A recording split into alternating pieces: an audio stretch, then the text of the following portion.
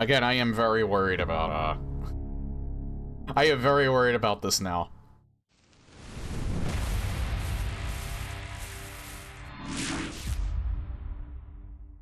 Can YouTube see Twitch's chat? Yes. Well, on the screen, like, it's not in sync or anything like that.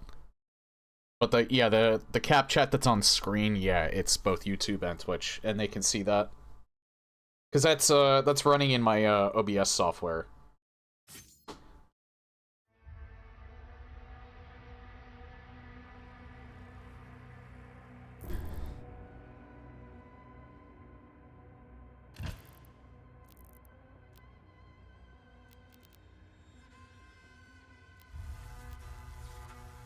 Okay, so yeah, let's see. Let's see.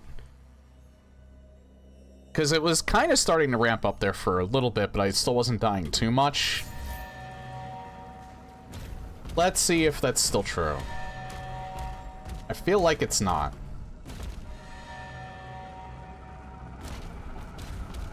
Okay, where I stopped last time, I don't think was where I actually started today.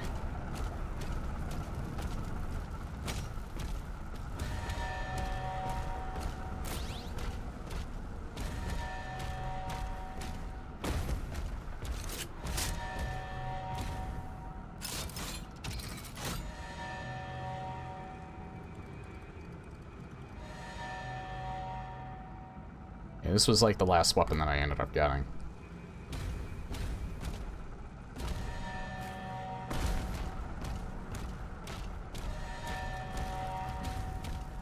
Well, I have to get over there, but like, I can't make that gap.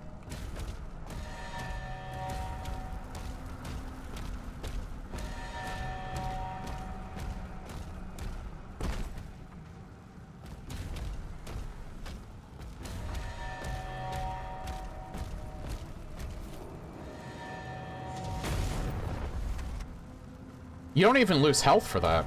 Oh, I see where to go.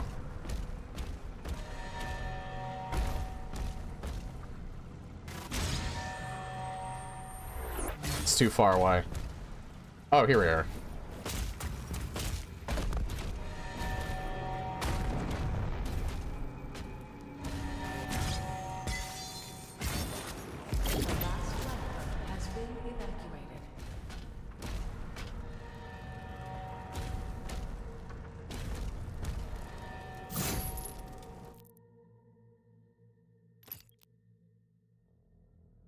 And I have 4 of these, like, I have 4 of these Amulet of Kings.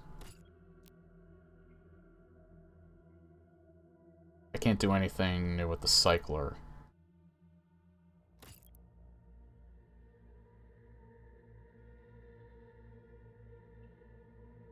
That might be worth it.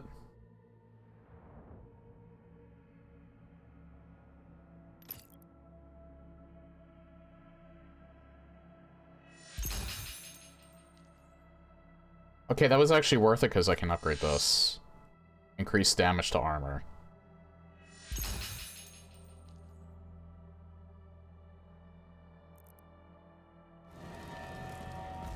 I actually make this super shotgun much more useful.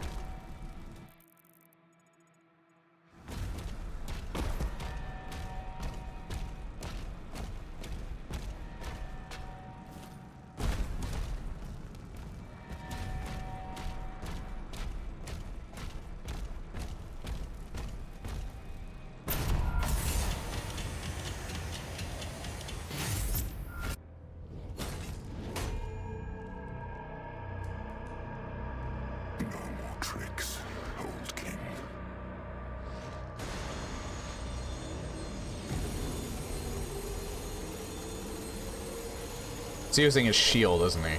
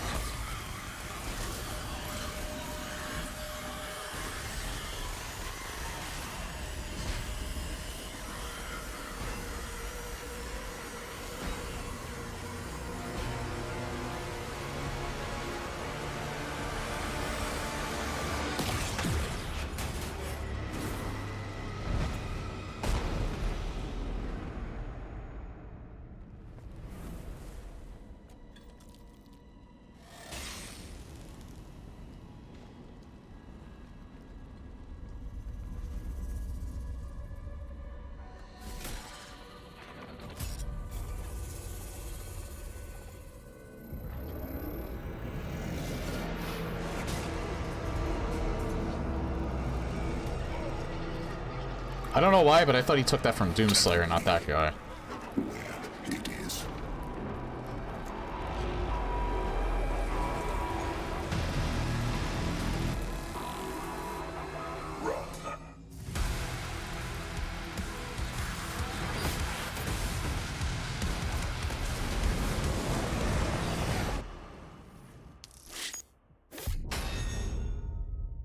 We just...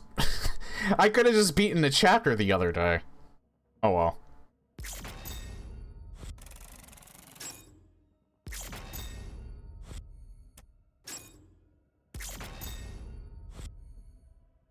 I thought there was more to that level. That's why I stopped when I did. Well, I had to get to Left 4 Dead 2 anyway. Oh, I missed a toy. That was the most important thing to get too.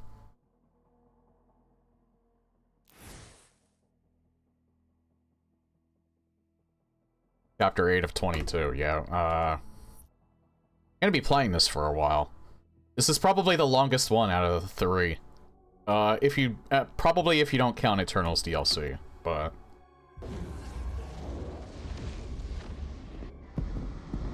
I do kind of want to play the other 2 after this. Even Eternal. Their directive was clear. What would you have us do? Nothing.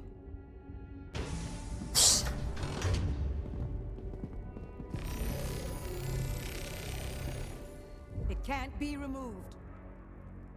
We scanned it. It's wired to a detonator.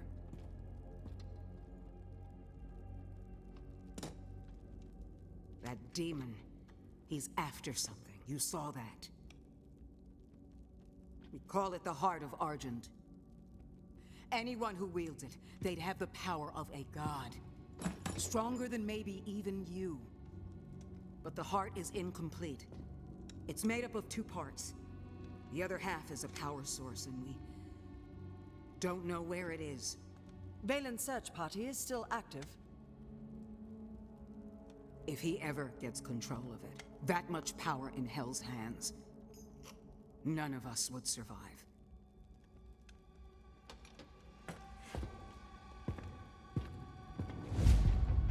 Oh, I thought he was like on a computer or something. He was just tinkering with his super shotgun.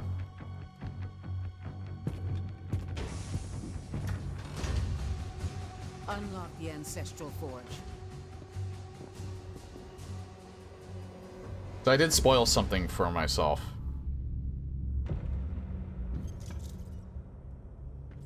And I think that's what's coming up.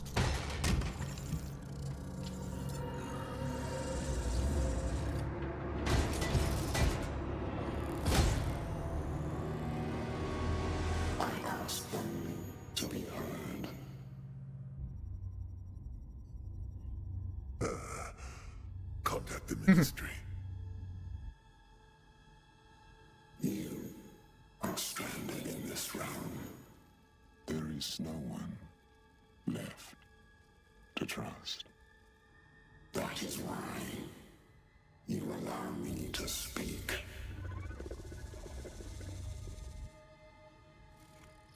Help us.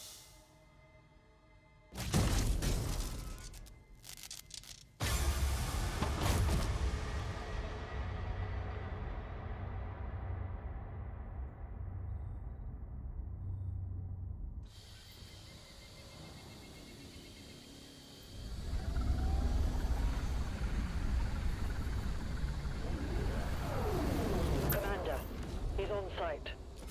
Good. Get a team ready to sweep the forest when we're done. I'm meeting him at the forge.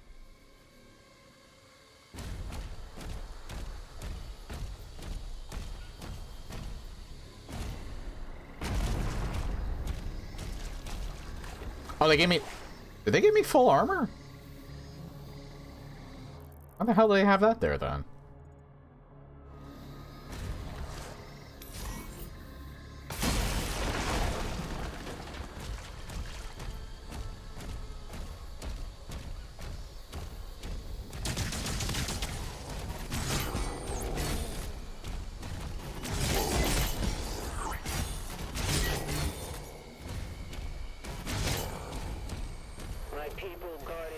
forest for generations.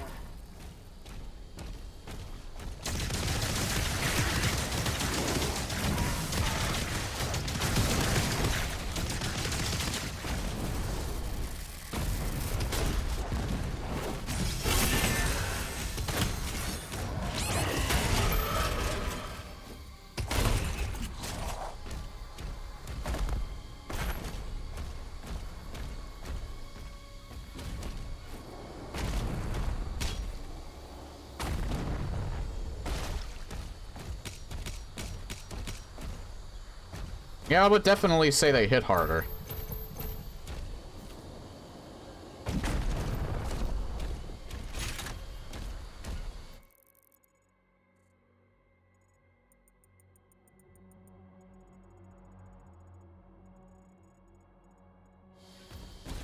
Hang on.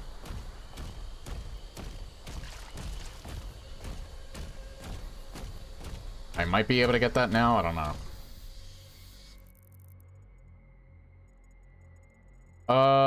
No.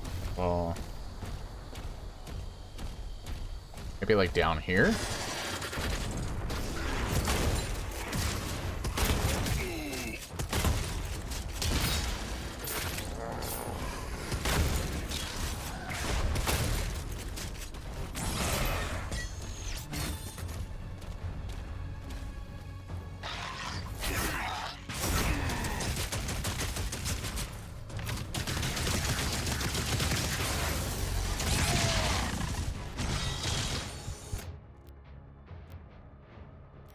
No.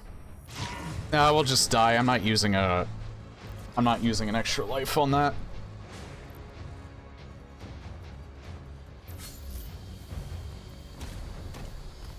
Not when I was playing that badly.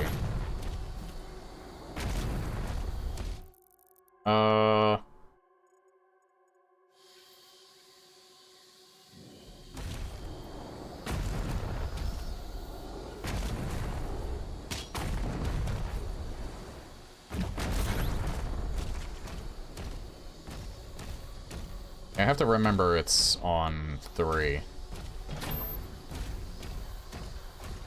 I can also just tap quick select to go between the two, because the super shotgun and this gun are the most useful.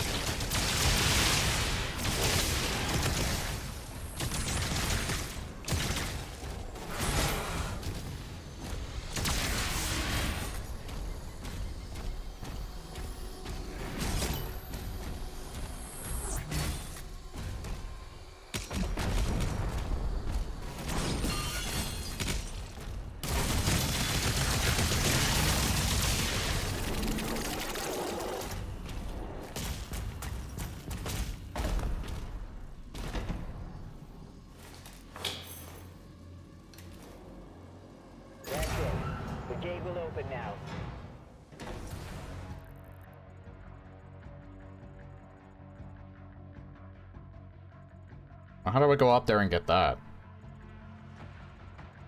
Oh, wait, I see. It's, like, all the way back here, I think.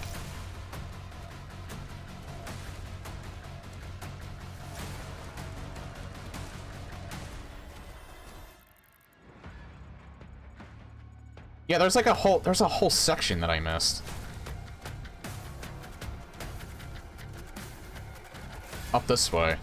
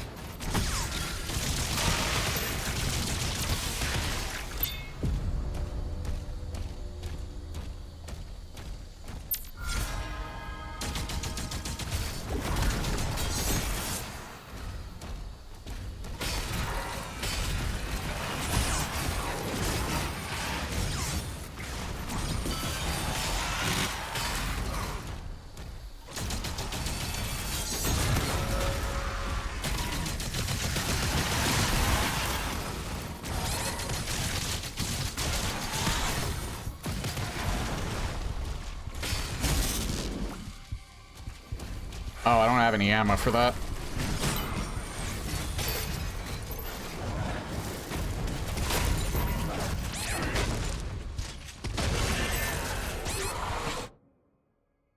I don't even know how I lost my life there. Oh, I think it was because of this asshole.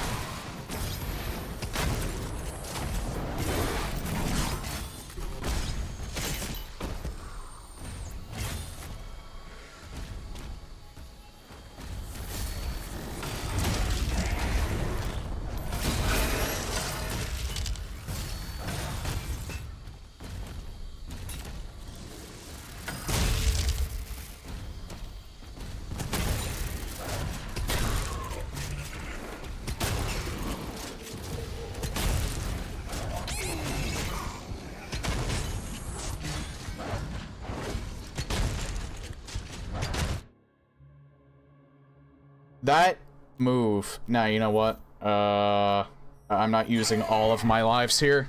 That one move takes... You have such a short window to react to it.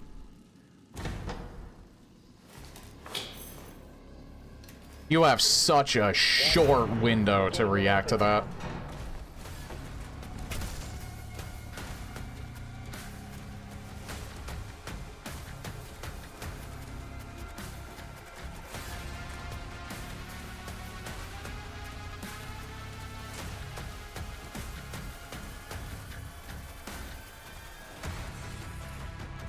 Alright, yeah, these were already picked up.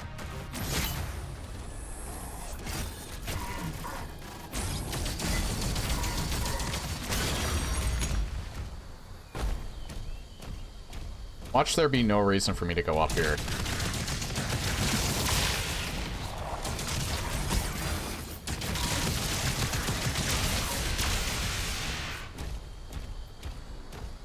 Yeah, there was literally no reason for me to go up here, because that stuff's been picked up already.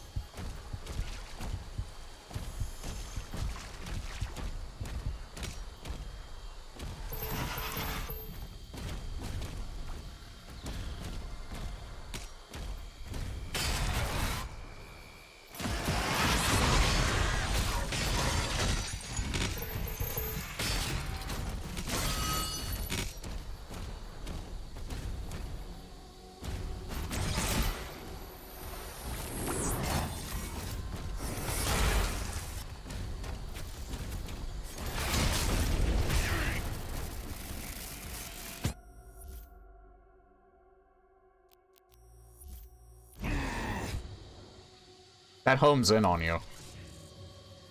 I feel like it didn't do that before, but that does home in on you.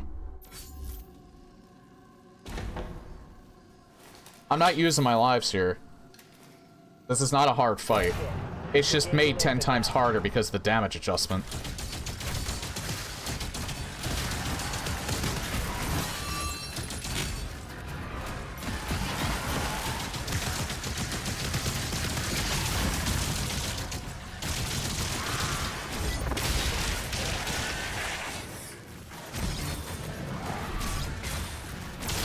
Yeah, I feel like those shots didn't home in on you before.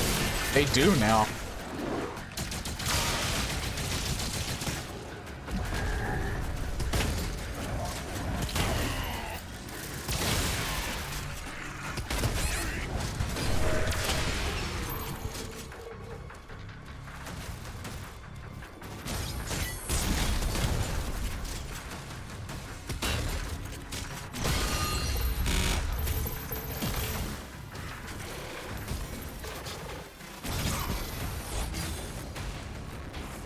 Yeah, they did.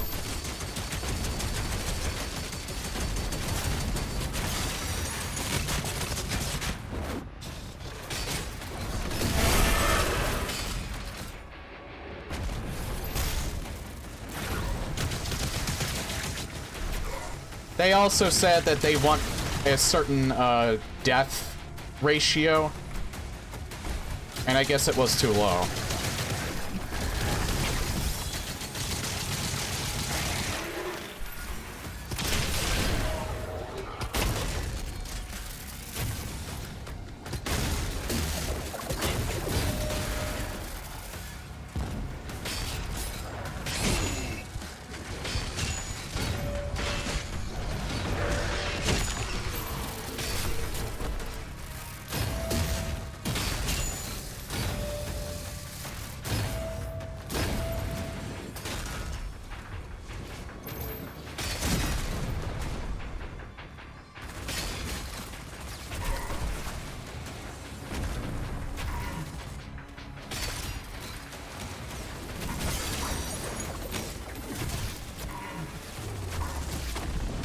Because that Arachnotron's up there, he's just having a field day. Self-destruct sequence has been activated.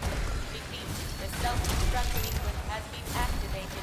This sequence may not be aborted. I'll look at that in a Hey, Neil. I'm a bit busy right now. But thank you for the raid.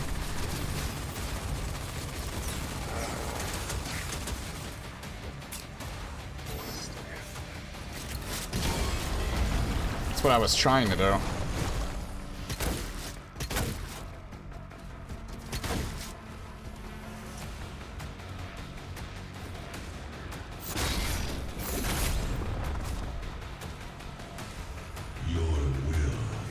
Hey, Zephyr.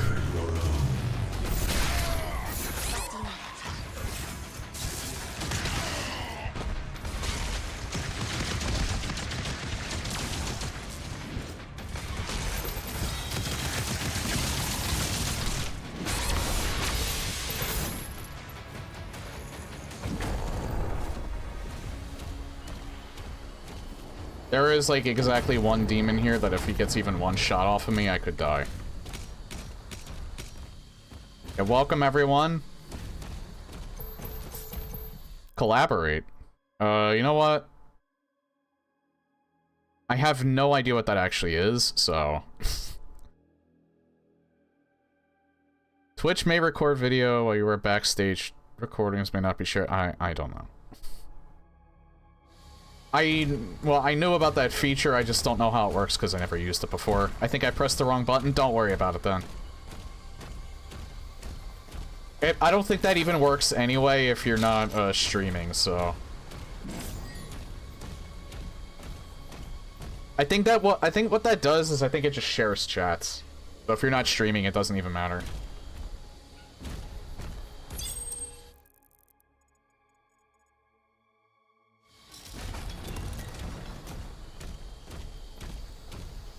Honestly, that fight was hard.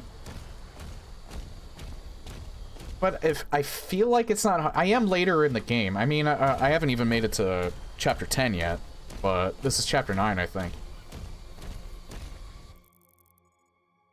I feel like I would have struggled on that fight anyway. I just died way more. In the back of my mind, I know they made the game harder, so yeah, it's still the first playthrough. I know most people, like, binge played this and beat it in, like, the first stream.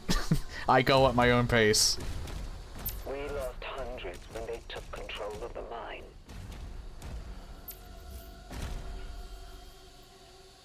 The funny thing is, a lot of people who played it on, like, the first day and beat it, said they liked it less than the other games because it was too easy. They should have just waited a week, because they made it, like, significantly harder now. They made a slight damage adjustment. Slight or significant, I'm not sure, but they made it some sort of damage adjustment.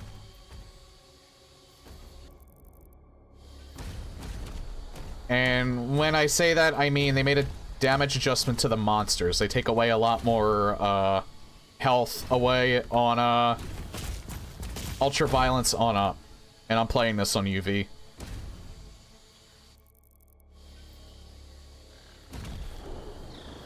Yeah, they said they, I'm not sure if it was because of the, people saying it was too easy, but from what I think Hugo Martin might have said, they look at the amount of times people have died, and they said they weren't dying enough, so they made the difficulty harder on, I think they only adjusted Ultraviolence difficulty on up. I don't think they adjusted, Hurt Me Plenty or, Adept Slayer.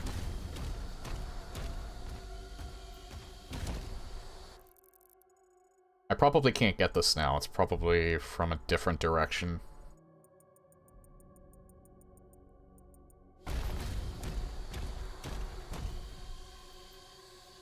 Just beat it just now. It took me about 22 hours to play.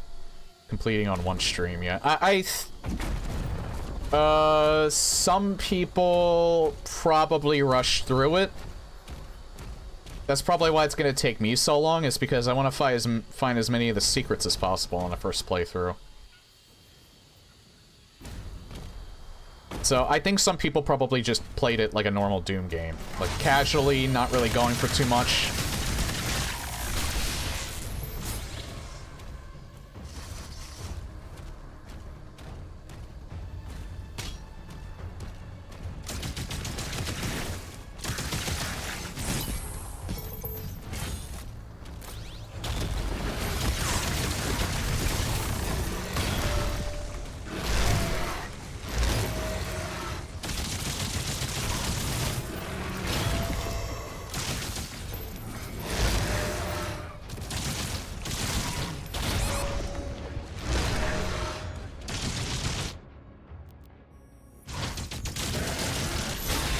It's because there's something else attacking me. And I can't really... Yeah, it's... I hate it when they...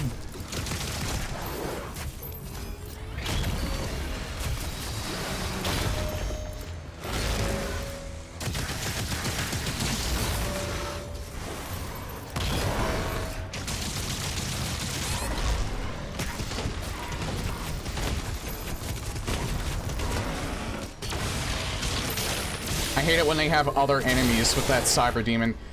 The thing is, you have to concentrate on that Cyber Demon. You concentrate on anything else, he just shoots at you. That's why I was concentrating on him so hard. The problem is that there were other things just taking pot shots at me, so that's why I ended up losing a life there. I don't really know how to deal with that. There's probably a better way to deal with that, but...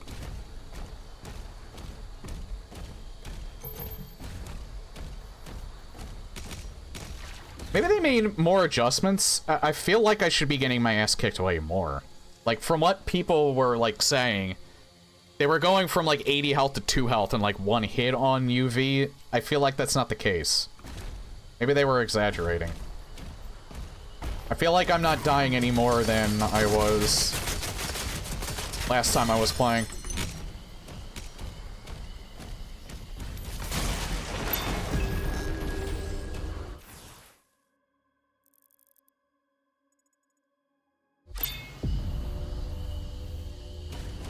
Yeah, I know how to fight him. The problem is, yeah, the problem is definitely not him. Him on his own is pretty easy to actually deal with. It's when, and you know what? It's funny. This is how the original game worked. The Cyber Demon in and of itself is not the threat. It's when they put other enemies around him that he becomes a threat.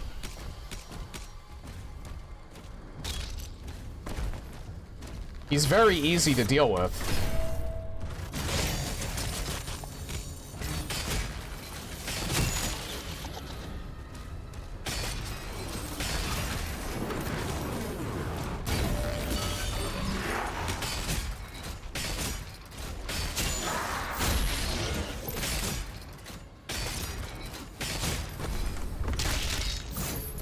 The Impaler is a pretty fucking good weapon, though.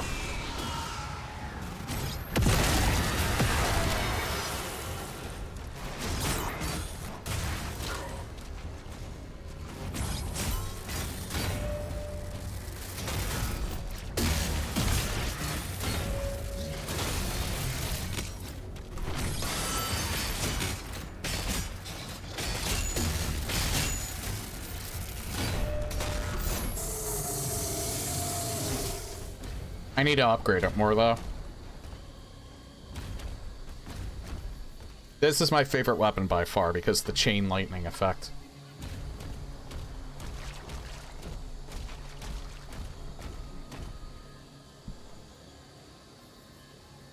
Certainly not quite max to 5 HP in one shot. Still quite quick though. I don't. Maybe they made another damage adjustment since I played this, because when they first announced it, it was on Wednesday.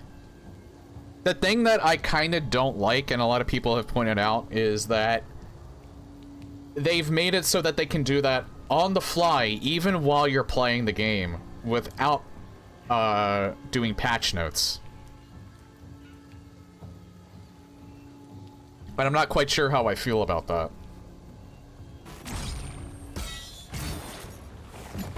The mine shut down after the attack, but the forge still has power. The demons are drawn to it.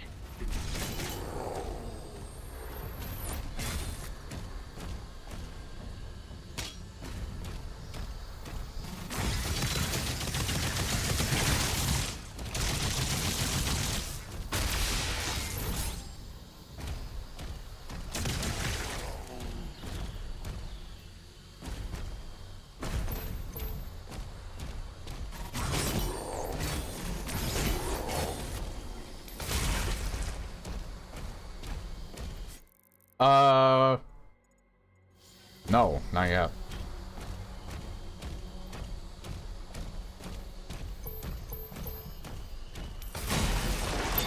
There be gold in this here cave.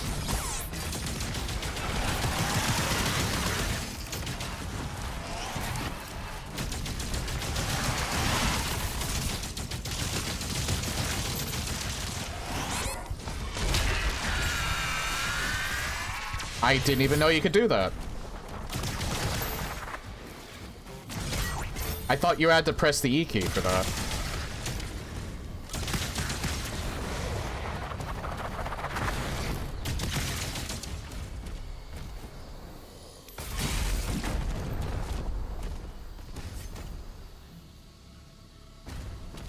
Yeah, I don't know how they did it, but apparently there were people that were playing it and then they just noticed their game was suddenly harder. Again, this information I got from Reddit, so I don't know how accurate it is. It's from, the Doom subreddit.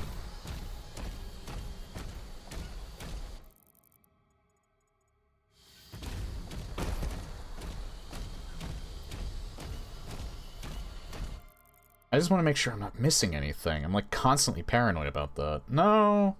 I did miss something, like, way back here. I missed some gold.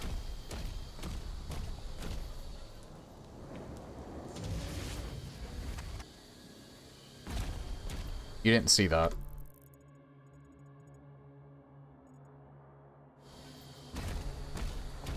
In a weird sort of way, I almost feel like I had to do that.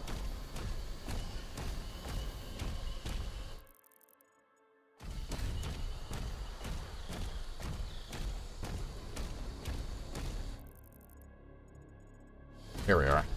It's down here.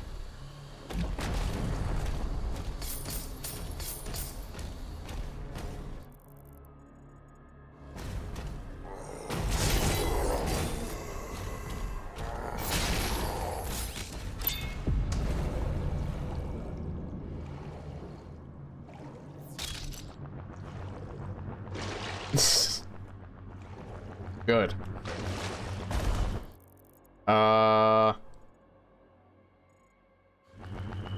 think that just leads back out, so, because this leads to the gold.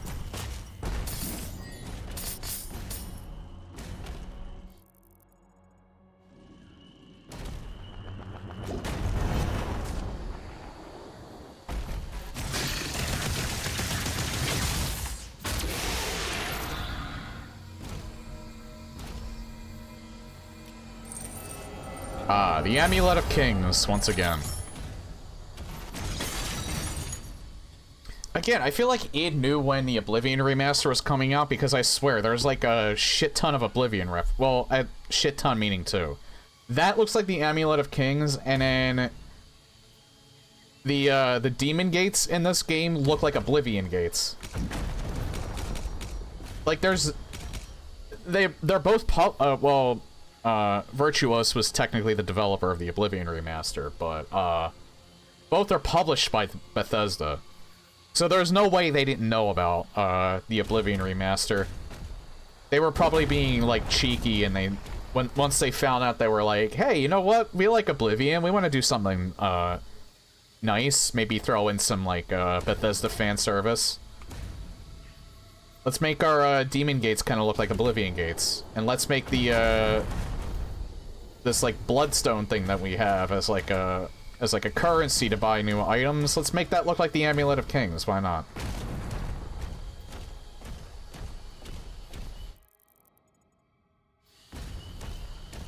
I wouldn't be surprised if some of the guys at id were maybe like playtesting it just for fun.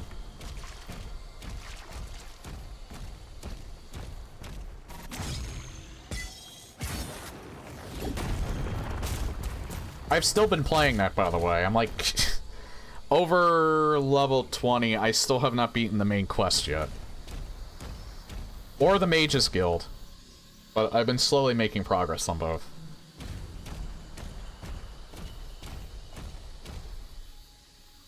Like, my destruction's at 100. It's been at 100 for a while. I'm trying to level up all of my other spells. Oh yeah, I did the unthinkable, and I traded in Umbra for, the Mask of Clavicus Vial. I'm playing a mage, so I don't use swords. That was a pretty easy idea to, that was a pretty easy decision for me to make. And the Mask of Clavicus Vial is a heavy armor helmet that I can't really use. I think when I do a second playthrough, I'm gonna do someone that's a heavy armored guy, so I won't use that as the Daedric artifact I have to give up. Next time. I'll just keep Umbra. I'm gonna do 3 playthroughs just because I feel like that might be more fun. My mage playthrough, I'm doing the Mages Guild. I'm gonna do Shivering Isles. That one I'll do the main quest on. I don't think I'll do a main quest playthrough on the other 2 characters that I plan on making. But I have to do Shivering Isles twice because to get the achievement, you can't become the Duke of Mania or the Duchess of Dementia on one playthrough. You have to do it on 2 playthroughs. So I'll have to do Shivering Isles twice. Maybe even borrowed. I don't think they borrowed assets. It looks like they made it themselves. Because it doesn't look quite like how they look in Oblivion Remastered, but it just looks similar. Oh yeah, I wanted to upgrade this.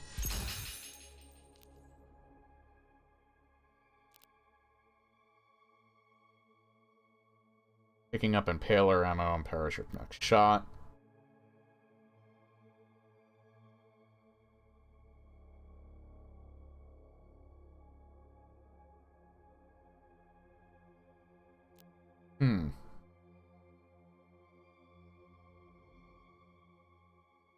You hit him with the shield throw and get the... I feel like you get more use out of salvage than Chrono Spike.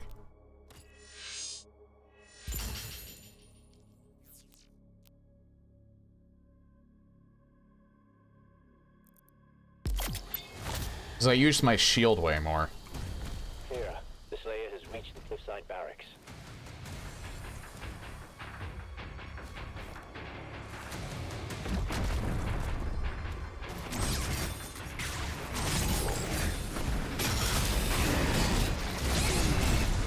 That was the stupidest thing I think I've ever done. Yeah, no, I'm not using my life there. Fuck that shit. That was so stupid. That was the worst idea I think I've ever had. Worst idea I ever had. What the fuck was I thinking?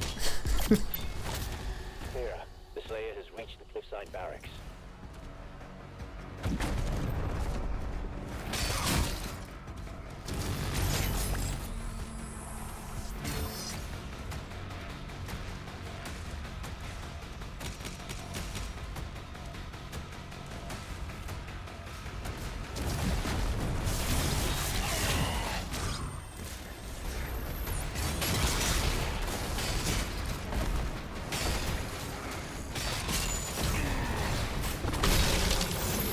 Whoa!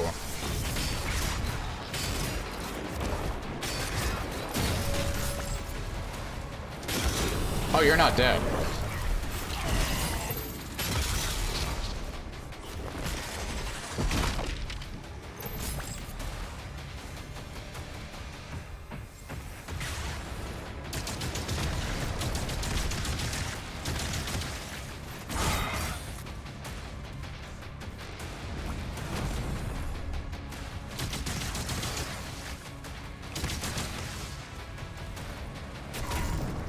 What?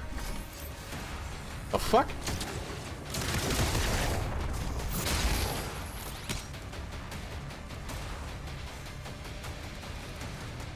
Oh, they're over here.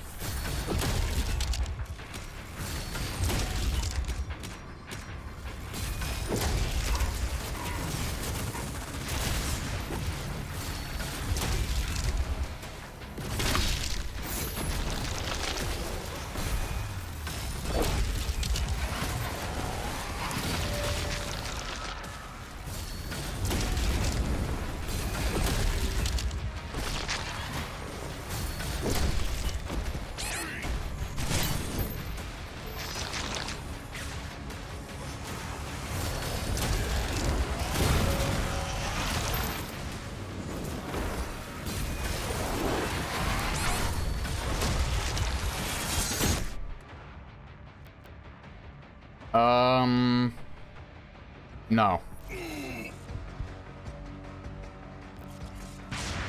I'll do that over again. I can do that better than that. Clear. The Slayer has reached the cliffside barracks.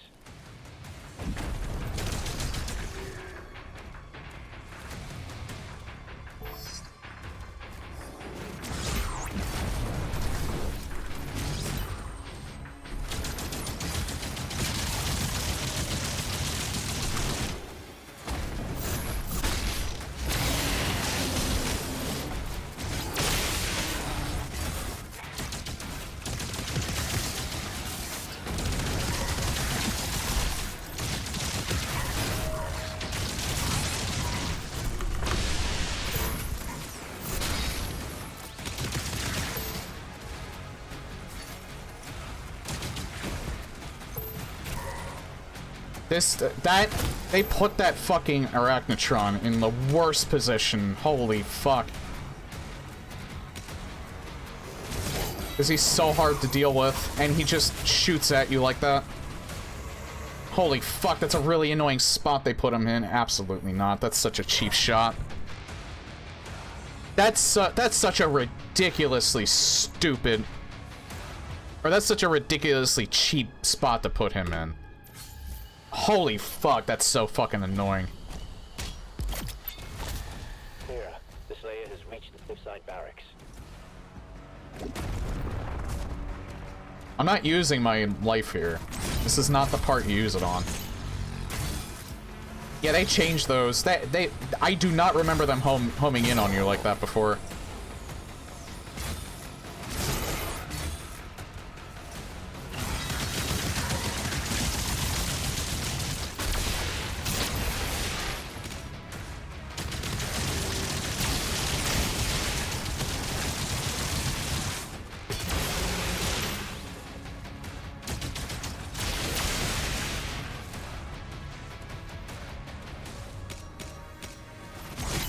Maybe they always did, and I just didn't notice before, but I swear, they never homed in on you that hard before.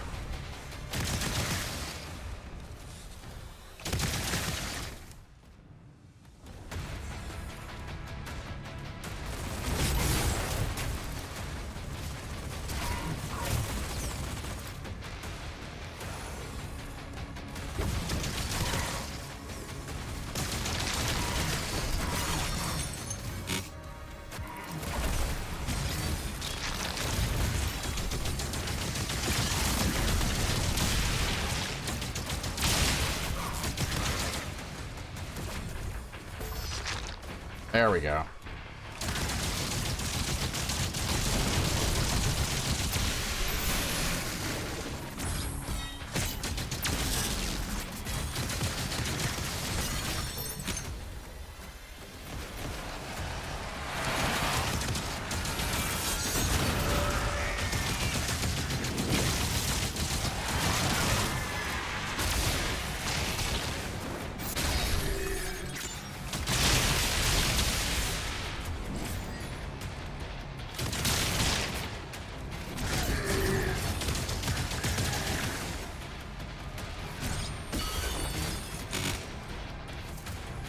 I wonder, if you don't hit those things fast enough, do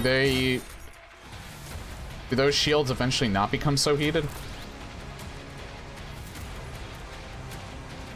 Why is the music still going?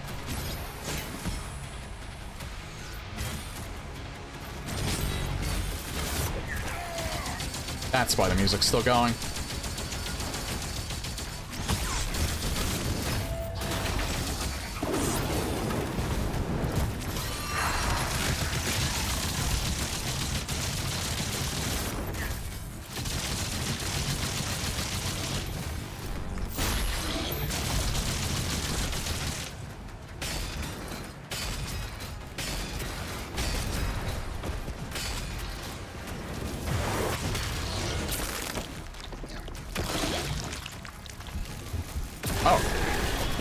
Nice, more armor.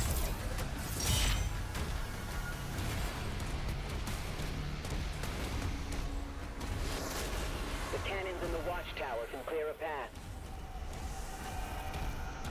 Never noticed the armor cooldown. It probably doesn't happen then. I think it's always just heated. I just never really thought about it because there's so much action.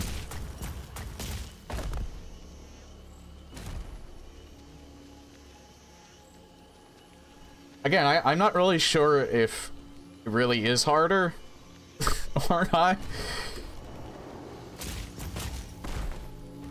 I guess I shouldn't speak too soon, though. Holy fuck. Okay, that... I'm keeping that. That empowered shot is ridiculous. Holy shit. Kills those things in one hit.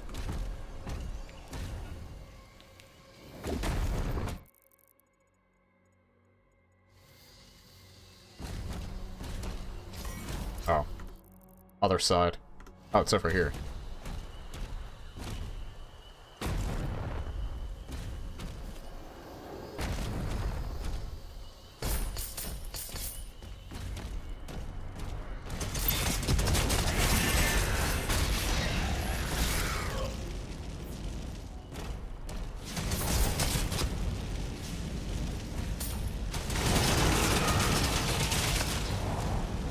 Okay, if you're right next to him, you kill him in like 2 seconds. Holy hell.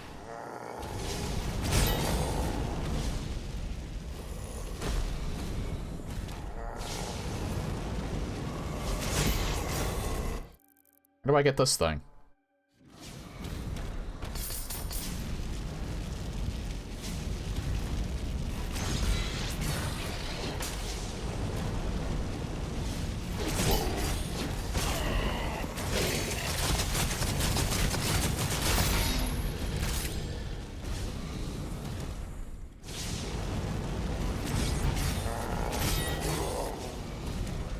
How do I get this thing?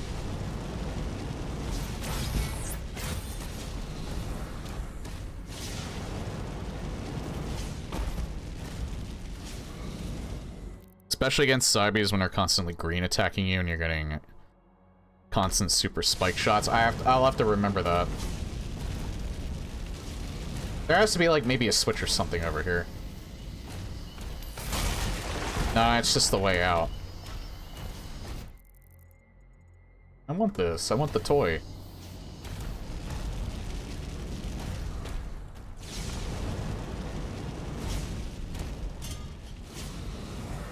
I don't see anywhere where I have to, like, throw my shield or something for it, though.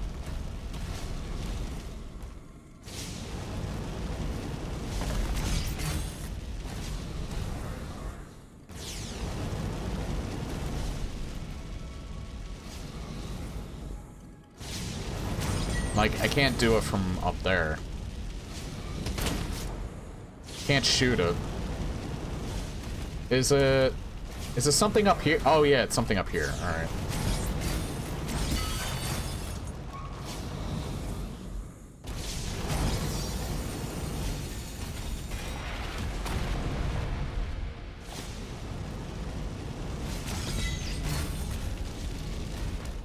I don't think I visited this area so much to explorable space. Yeah, I'm paranoid. I missed a few stuff in some of the earlier levels. The only thing that I think I've missed in the last two was doing the challenges, because I've been terrible at keeping track of those.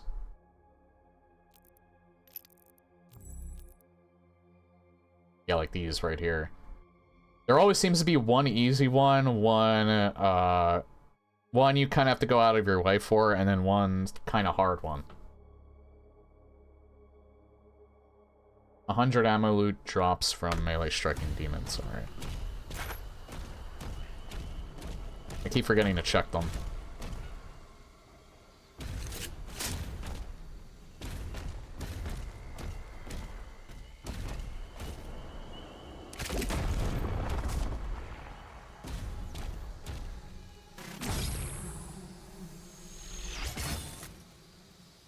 What? Why could my shield go through that? The fuck? You see that? My shield, like, went right through that.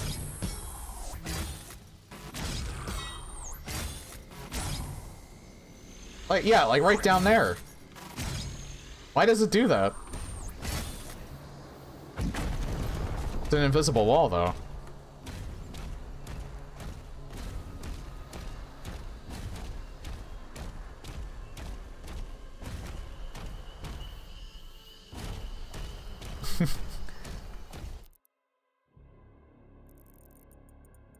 Oh. I don't think I can get that from here.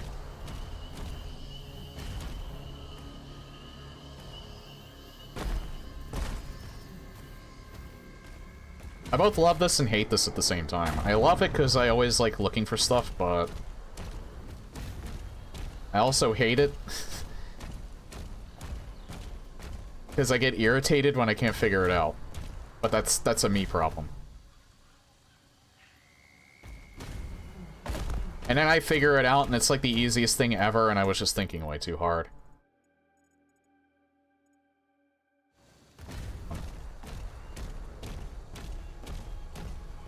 Oh, okay, yeah. So it's I probably go down here.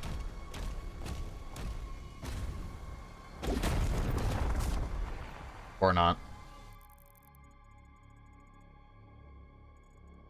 So I guess maybe the other direction.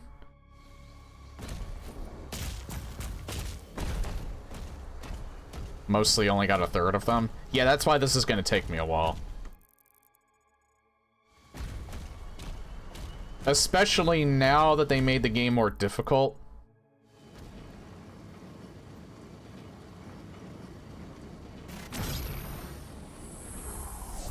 So it's going to be a little more crucial getting these upgrades.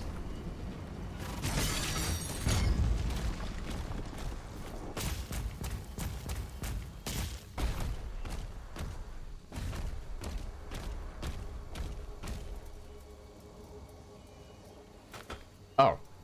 This is what you're supposed to do, I guess. Can I get out of this?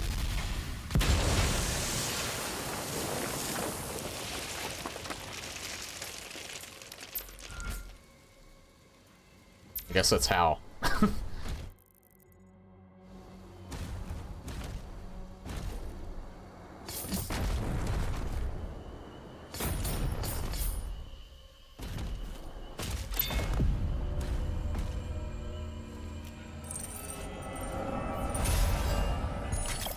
Patrick Stewart would be proud. I missed one of the,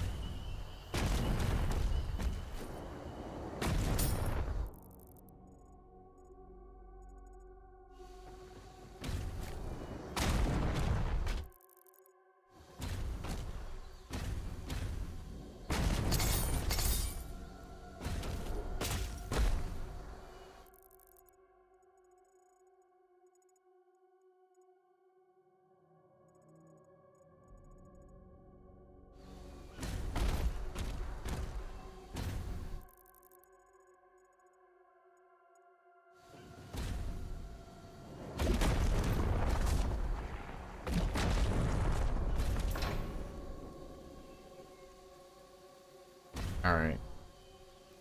So I think to open these doors, you have to hit that, which I can't because my shield's too big.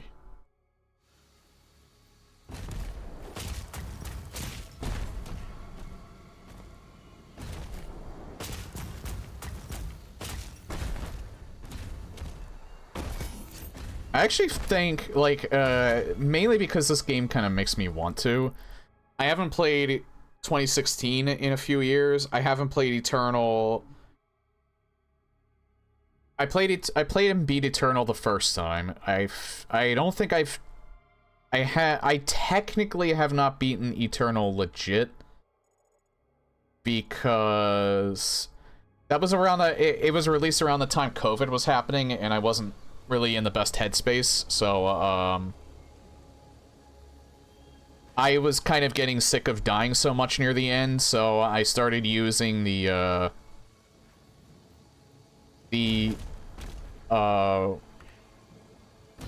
invulnerability mode that they give you when you die 3 times. I used that a few times. So I do kind of want to go back. If I do go back and play Eternal, though, I'm doing Hurt Me Plenty. I'm not doing UV, because they made the game harder since I last played it.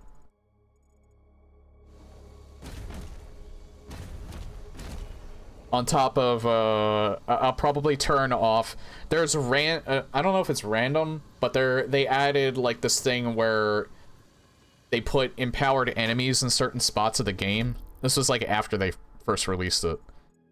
And I really don't like that because they put them in like the cheesiest spots. So you can turn that feature off. So I'm probably gonna do that when I do my when I do another playthrough of that. If I go back and play 2016 though, I'll do that on UV. I would do a Nightmare playthrough of that, but I haven't played that in years. So there's another reason I want to go back and play those as well, because both of them have ray tracing.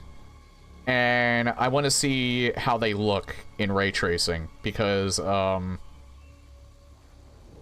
feel like they probably look a lot better than some of the other games that I've played that added ray tracing later, because it's on id Tech.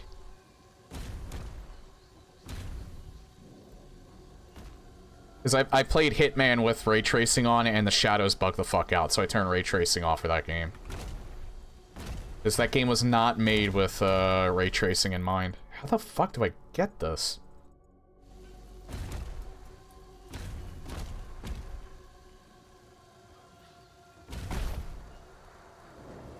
Yeah, I'm not sure if they upped the difficulty in general, or if it's just the empowered enemies that were giving me a lot of issues. But I just remembered, like, playing through it and just getting really, like, pissed off that I was, like, basically getting stonewalled in so many different segments. And honestly, I just don't like how the combat in Eternal feels more strict than it did in 2016. And this game, too. This game doesn't feel like it's as strict.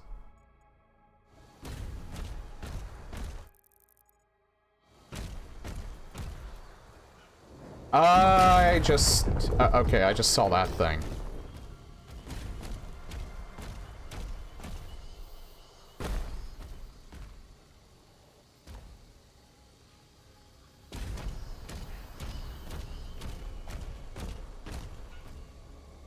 Yeah, so yeah, when I do go back and play it, I think I might, I'm definitely gonna turn those off.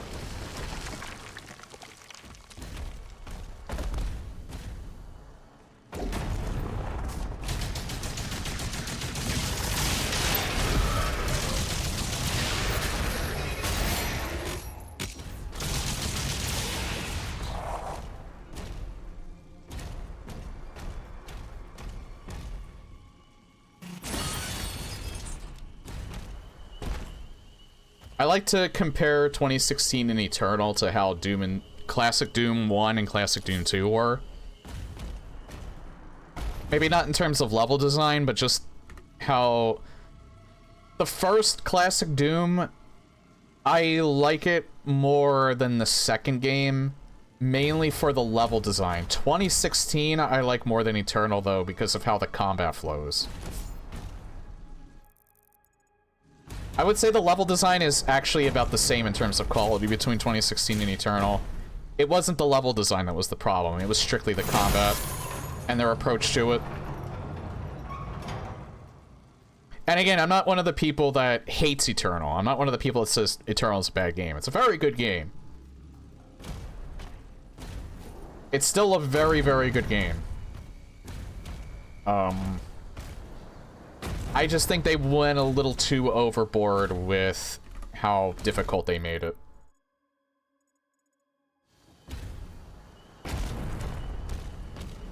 And I feel like this is like perfect. Or at least it was. I think it still is at the moment. I haven't really...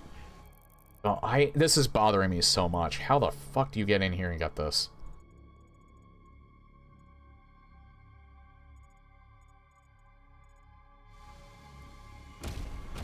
I checked the other side of this, too. Yeah, episode 1 had the best design levels, easily. Episode 2 still had really good levels. It falls off a little bit in episodes 3 and 4, though.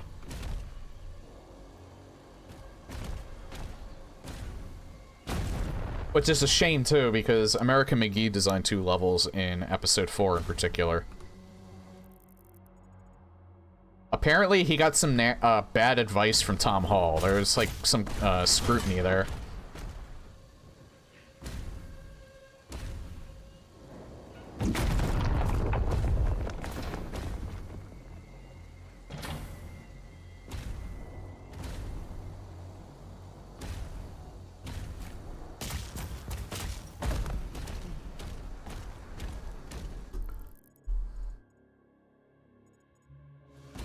I'm almost wondering.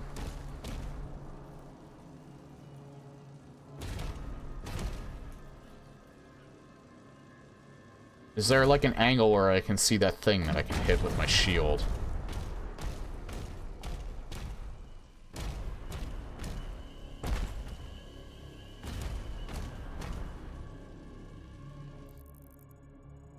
Doesn't look like it. This one is really, really well hidden. This secret in particular is just boggling my mind. I don't really know how to approach it. Tim Willits, yeah. That's probably it. Started with a T. I wasn't sure if it was Tom Hall or Tim Willits, but I think you were right. I think it's Tim Willits I was thinking of.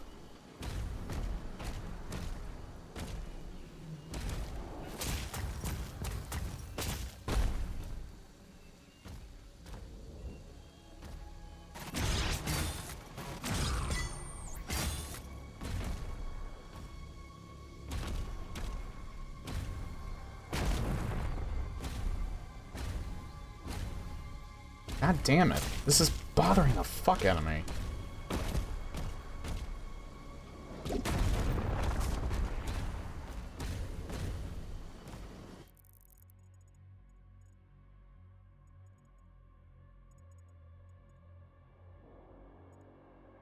Is there somewhere else that I haven't gone yet? No, that gold is the only thing that I haven't gotten in this area.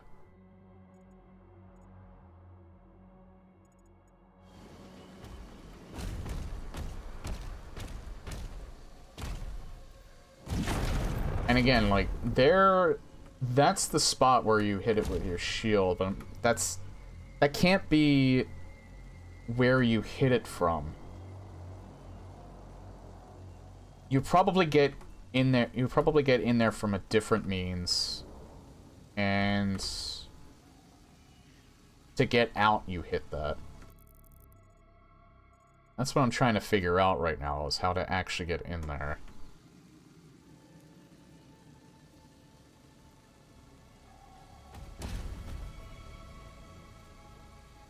Pretty sure it's not this. Nah, it's not that.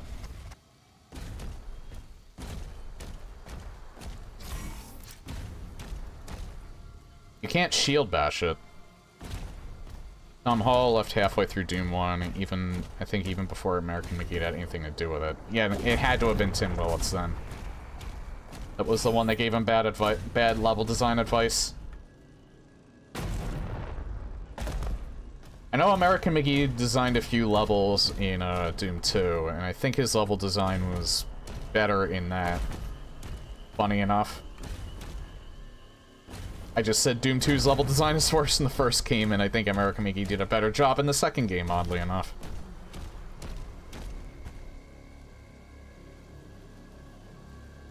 Alright. I think I might just leave this gold here, because I'm completely baffled. Maybe it has something to do with the gold up there. I'll look at that, and if I can't figure it out when I go back up there, I'll just leave it. 'Cause I've spent way too long trying to figure out how to get this.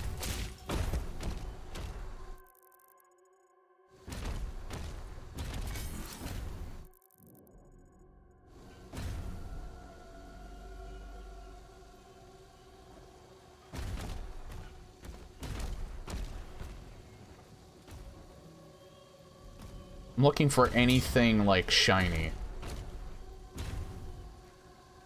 That might clue me in on how to actually get in there. Or anything I can even climb on, really.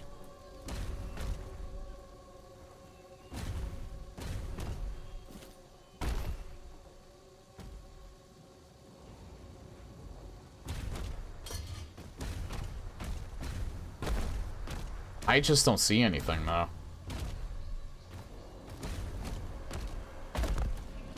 Yeah, I'm just gonna leave it be. I'll find it later. I don't want to, though. I want to figure it out, but I'm just baffled. I don't know how to get this. Yeah, screw it. Let's just progress.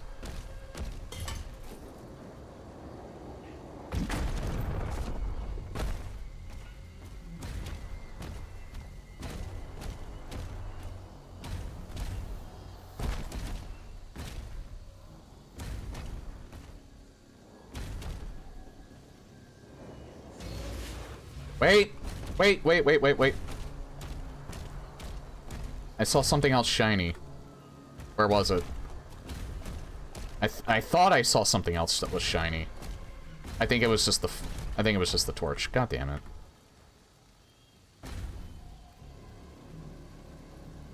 Wait. There it is. Found it.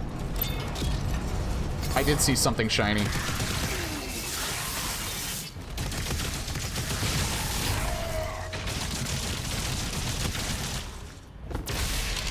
You know what? I remember these assholes. They're exactly like how they were in Eternal.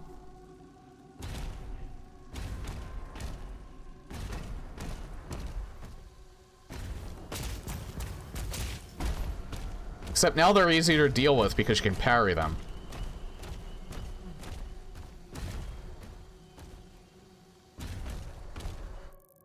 They're like exactly how they are in Eternal. It took a little while to jog my memory, since I haven't played Eternal in years, but I remember them now. The raw materials of the ancestral beasts. The forge is inside. Oh yeah, isn't this Deborah Wilson? I think that's who voices Commander Thera, isn't it?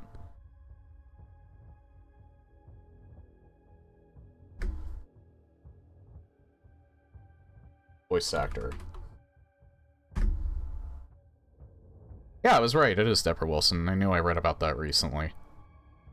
She is the Troy Baker of our times now.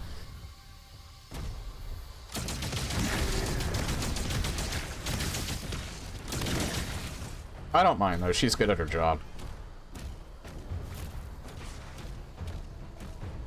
I don't mind Troy Baker either, to be honest. He kind of had a bit of a falling off with the NFT controversy, but honestly, he did kind of learn his lesson from that. He did a little more research, and I think he agreed NFTs are not something he should be messing with.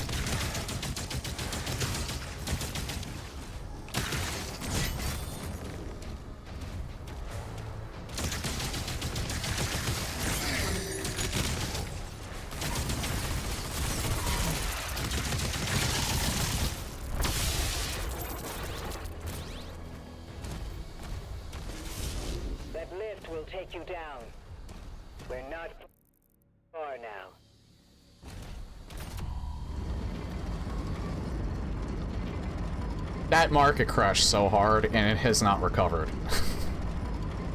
It's actually hilarious.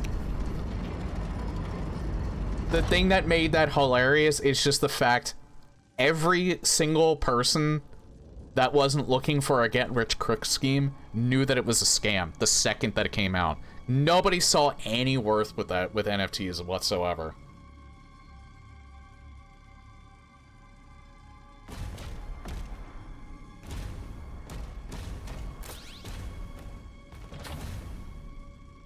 Oh, no.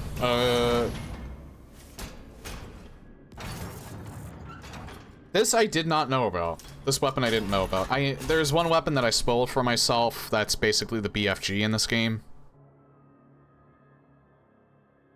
But it works a little differently. I didn't know about this, though.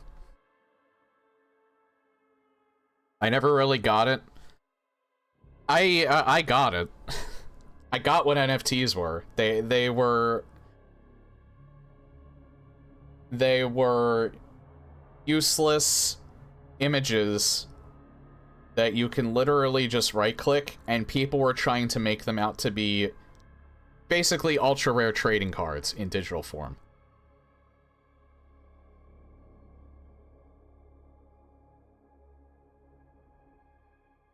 And they were trying to get celebrities involved to artificially increase their value. I'm guessing this probably occupies the chain shot slot. Yeah, Jack Dorsey's a fucking idiot. I like him because he created Blue Sky, but... Or he helped create Blue Sky, but... Outside of that, he's kind of a moron. Grenade launcher fires an arcing projectile that deals high, direct, and explosive damage. Grenades can bounce multiple times before detonating, but will detonate immediately when they hit an enemy.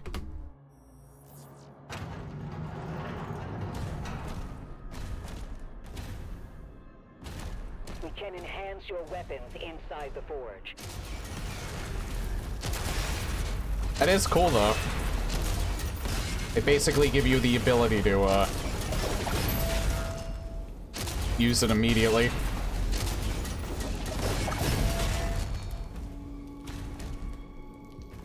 think the original idea behind NFTs was something like concert tickets. Obviously, as an IRL thing, it's limited. Modern NFTs are just artificially limited. They probably could have used it for something good. The problem is that scammers latched onto it thinking it was an easy way to make money off of people's idiocy. Turns out people are smarter than they thought they'd be. I mean, when you base your entire market around cheap-looking monkeys, yeah, that was not a good idea for them.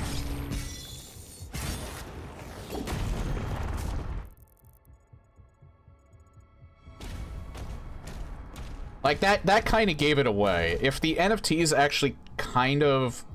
If the popular ones actually look like they did more than 5 seconds of work on them, maybe they would have succeeded a little bit more for a little bit longer before people caught on to the grift. But that was, like, the most obvious thing to, like, anyone with all of their brain cells still functioning.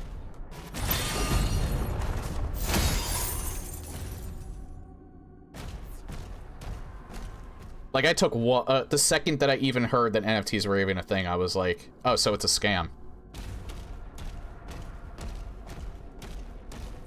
Then I saw the Bored Apes, and I was like, yeah, this is definitely a scam. I went from being like 90% certain to 100% certain.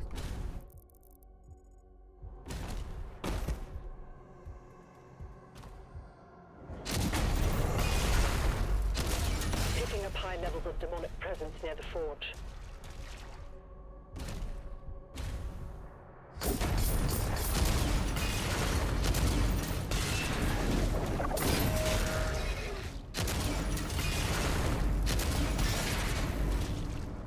And you know what's even more hilarious?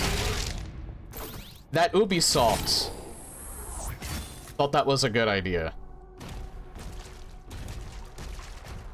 And tried to do it with some of their games. When really, they already had the whole microtransaction transition system with like selling skins via like, or like doing it through loot boxes and things like that. There was already monetization that they could do more easily, and you could do it between games either. All you had to do was just program them. NFTs made that so much harder to do. Like, it didn't make the process seamless. So I don't know what the fuck they were thinking.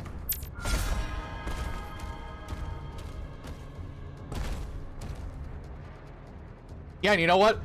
Here's a good thing I'll mention. Expedition 33. That game is not only doing well, and it seems like it's a really cool game.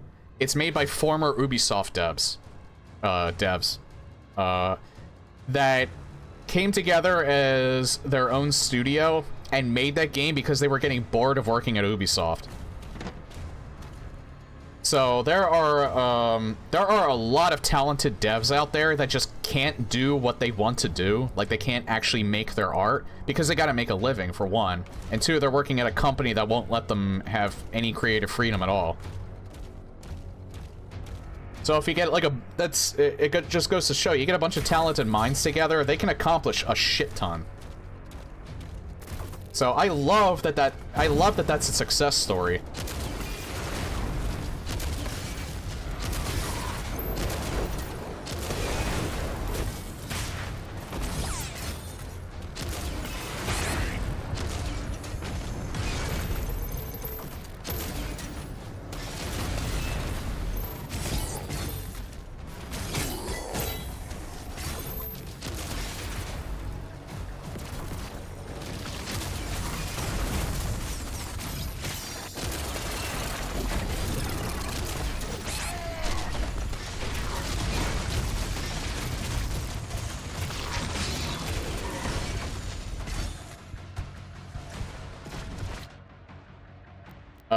No.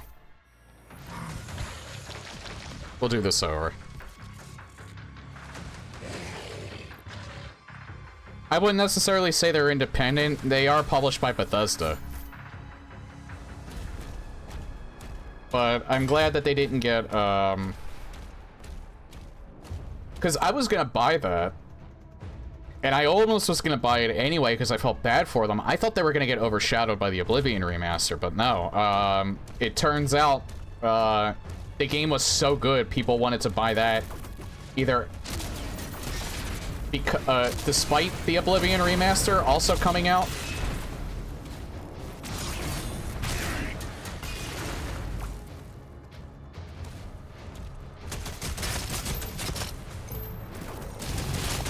Well, I gotta concentrate, so I'll put that thought to bed. You know what I mean, though. Expedition 33 is great, and if you like JRPGs, you'll probably enjoy it. And I'm very happy for them.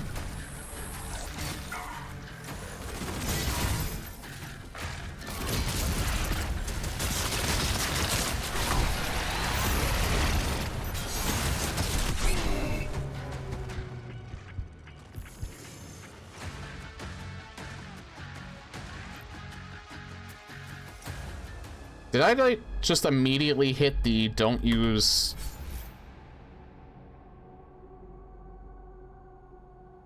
That confused the hell out of me. It didn't give me the option to use my lives there. I wasn't going to use it anyway because I fucked up. But... I think I hit, like, a weird glitch or something. Or maybe when I, like, pressed a key, it just... But the bar fills up. I don't know. I must have hit a weird glitch there.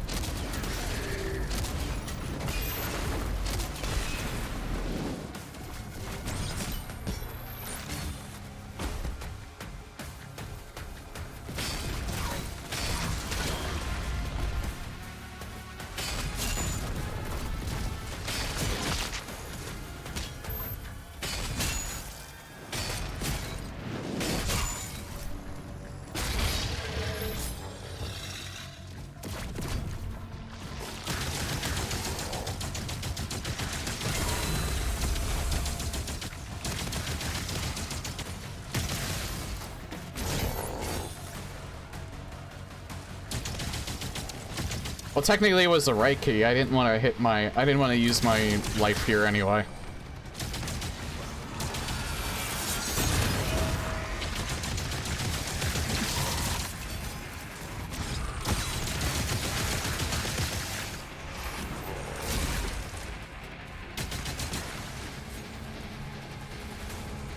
Oh, I guess I must have killed it.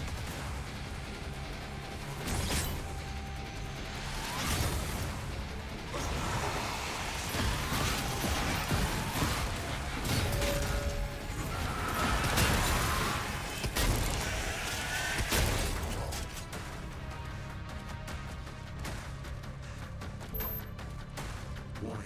Agadon Hunter identified. I think this guy, I also kind of spoiled for myself by knowing that he exists.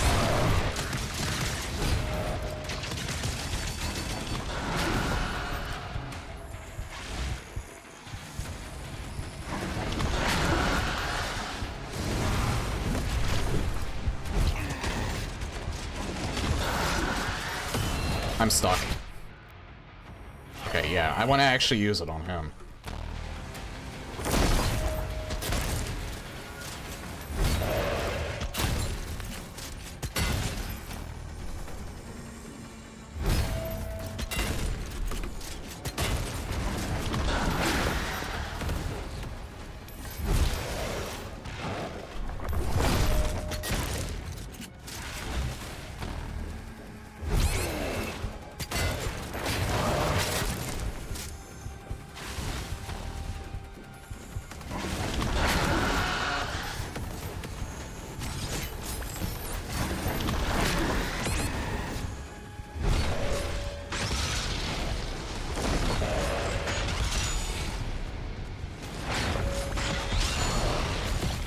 There we go.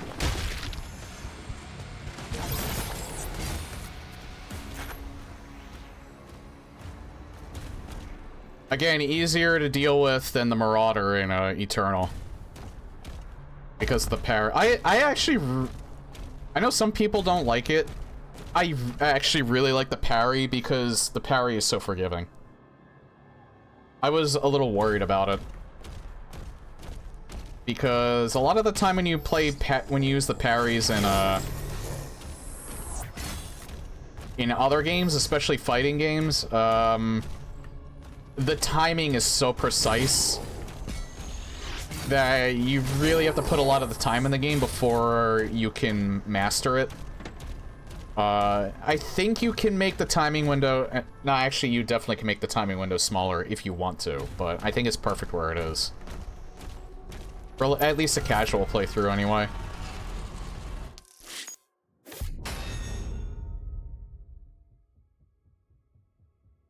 That's probably because I didn't finish a challenge.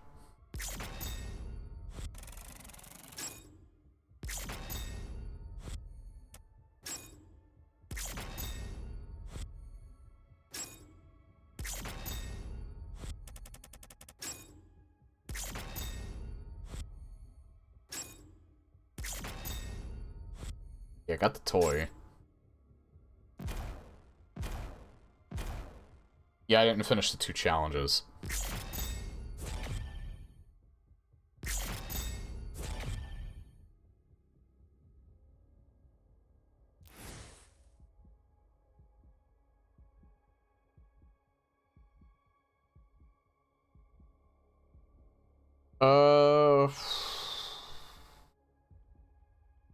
I'm wondering if I should take another, since I took a break at like an hour into the stream. I wonder if I should take a break now, because I do kind of want to stop at the 4-hour mark. But I might go a little bit longer. Yeah, I think I'll take a break here. That's my second break here. Alright, yeah, thanks again for the raid, Neil. I appreciate it, dude. You have a good night. The game crashed.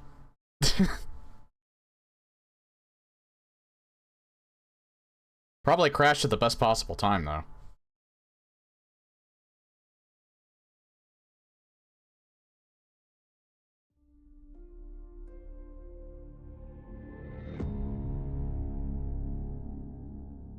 Okay, I might want to put my,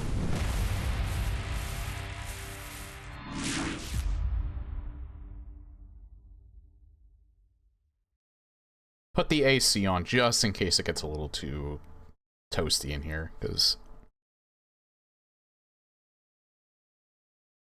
I care about my computer.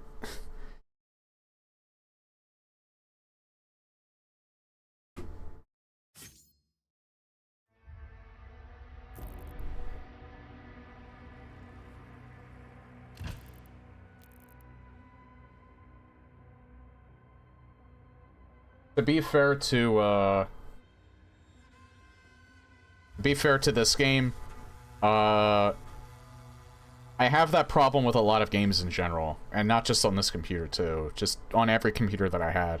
If you alt-tab, for any reason, new or old, I feel like you do have like kind of an increased chance of the game crashing.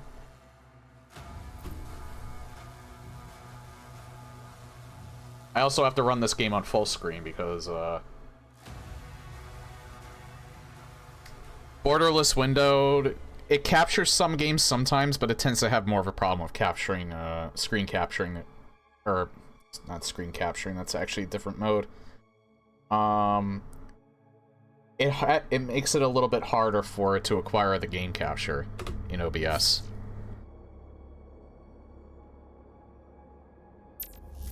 The mine is open.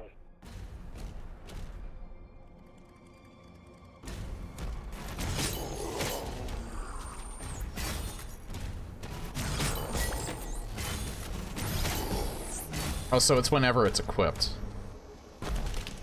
C-equip key? Need the C-equip key.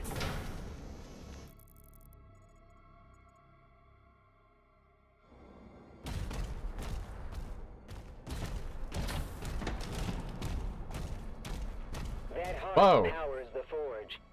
It needs to be reactivated. This reminds me of something, but I don't know what. I feel like there was another game that I played where I had to destroy a giant heart. Well, besides Morrowind, it's not Morrowind that I'm thinking of. And it was technically not a giant heart anyway. I forget what it was, though. I swear I've seen something like this before.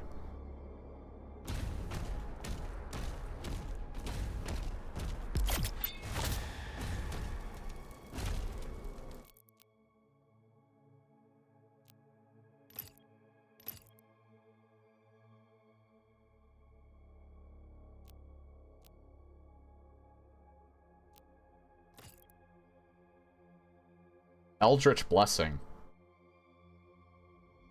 See, I really wish they would have taken the H.P. Lovecraft stuff and made a new Quake game rather than put it in Doom, but I'm not complaining.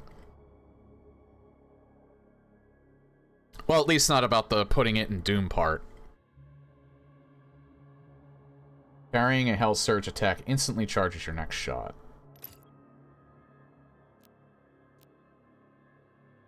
I still haven't gotten those yet. I could upgrade the combat shotgun, because I use it sometimes.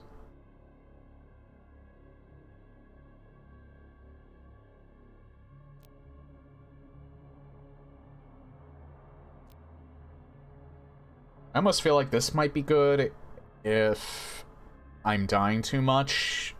I could probably take more hits getting more armor, but I don't know. Maybe I should actually upgrade my shield, because I've been upgrading my weapons a lot.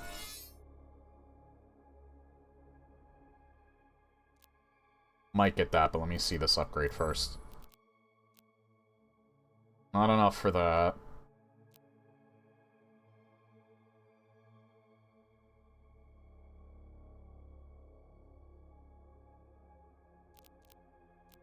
I like the flail, though. Especially since it sets them on fire.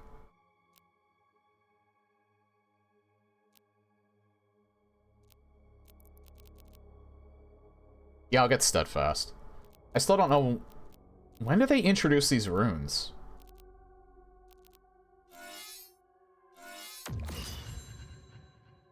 Oh, I can get another upgrade, too.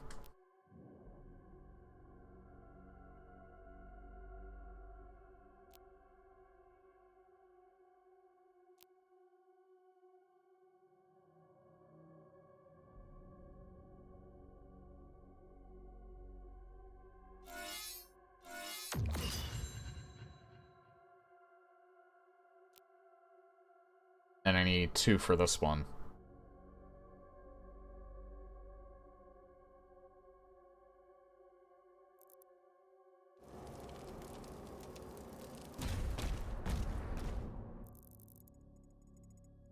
Alright, oh, another big world. Or another big area.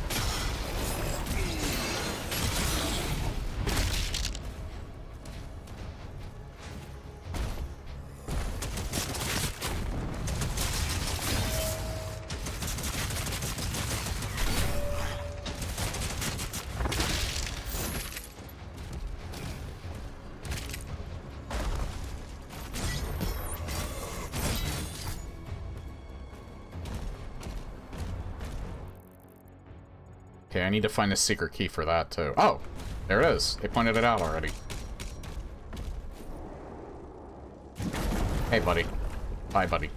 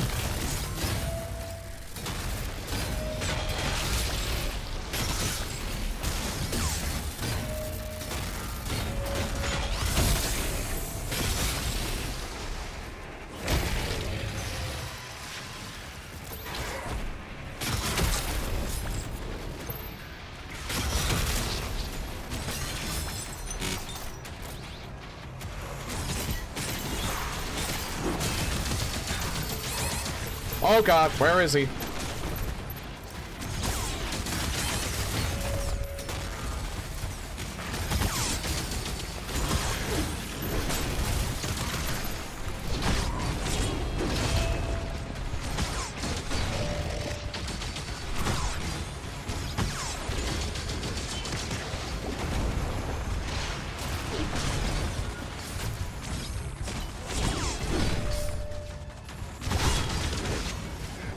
I keep falling off the edge.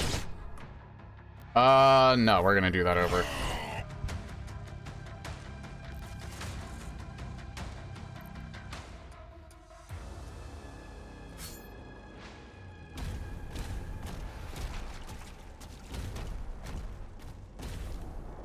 I'm being tactful with using my, lives going forward.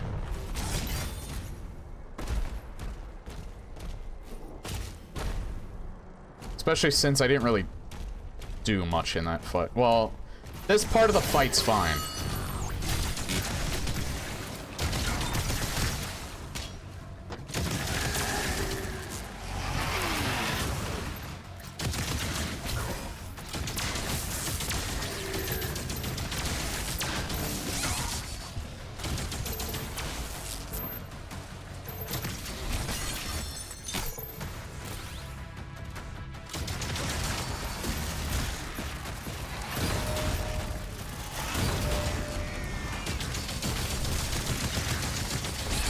Something is like right there and it was, they spawned in like right on top of me.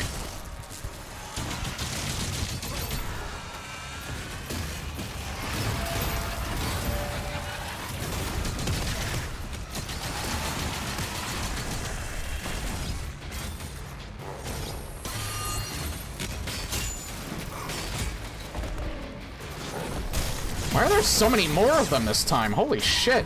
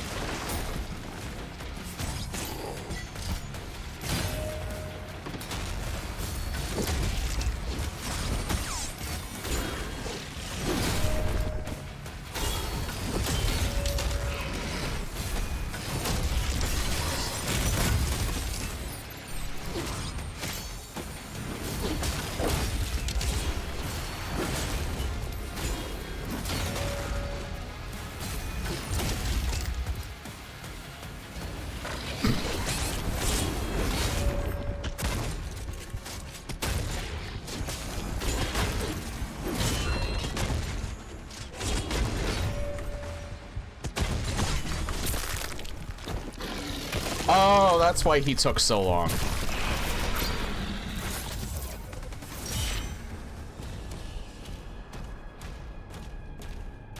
And it destroyed the Arachnotron at the same time, alright.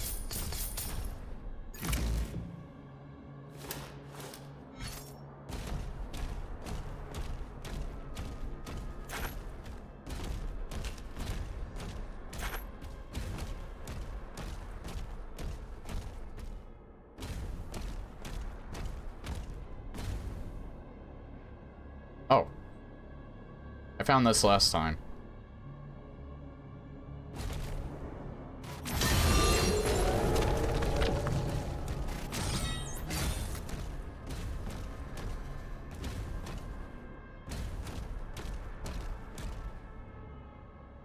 Oh, that's the first of those things, alright.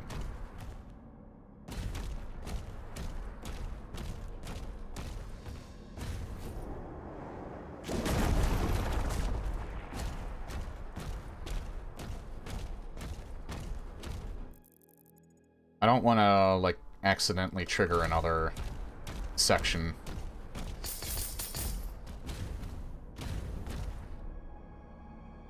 I wonder if these are all over, like, this area, not just near here.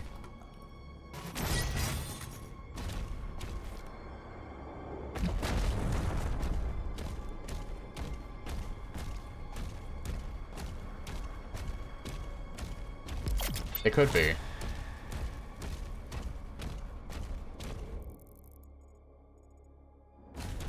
Alright, down here and to the left, there would be gold.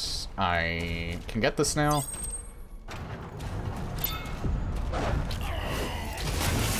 Oh, you fucking prick.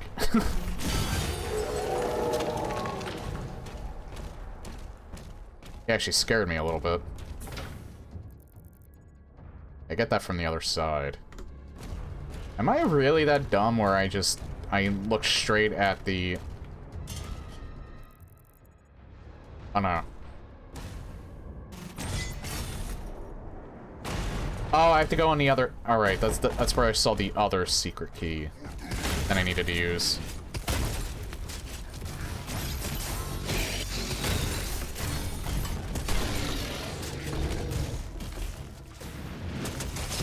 I almost didn't hear that because this game is so fucking loud.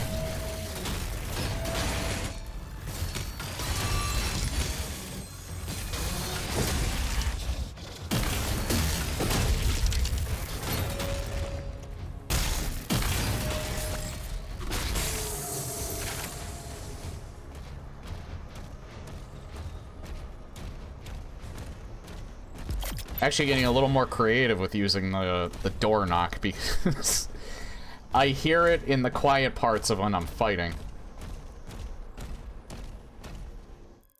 However minuscule they may be.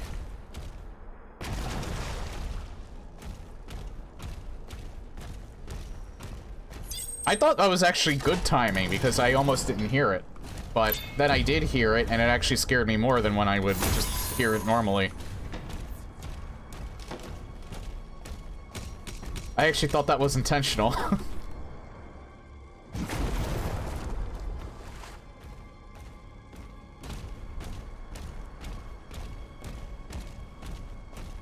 gotta see if maybe I can add more of them. I did add more of them, actually, but I didn't add them as channel point things, I don't think. Oh, no, wait, no. The ones that I added were for, used for bits, that's right. I don't think I added any new channel point ones.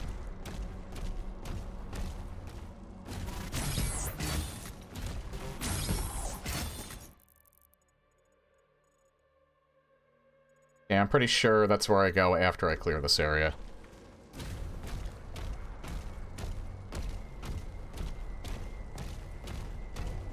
Yeah, I thought you were changing up your tactic, that's why I said that.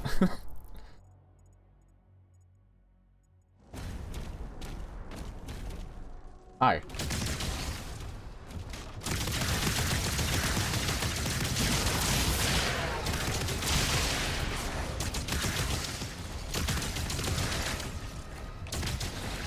Oh, but this game is nothing like the classic ones. It's even less like the classic ones than 2016 and Eternal were.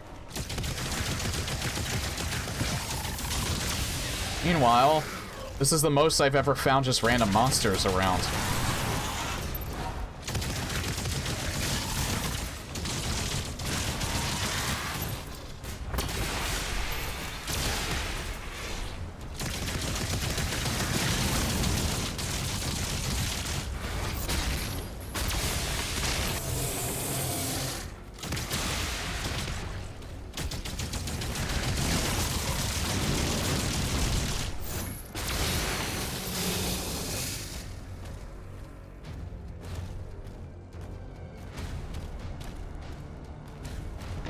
I really don't get the people that are saying that this is the least like the original games. I really don't. It kind of shows me that whoever said that hasn't played the classic games in the longest time. Or at all. I play them on like a semi-regular basis, and out of the 3 new Doom games that have been released, this feels most like the classic Dooms. Because of these large areas where there's just random monsters around. Because that's exactly... It's not exactly how it did it in the original games, but it's the closest to it that any of these 3 new Doom games have done it. And I really like them for it. Yeah, I really like this game too. I actually don't even think the damage adjustment that they gave to the monsters made the game any less fun. I was a little worried about that, but I think they tuned it just right. Because I feel like I'm not dying any more than I probably would be. Maybe a little bit more than if they hadn't done anything, but it's not to the point where I feel like I'm just bashing my head against the wall on the same part over and over.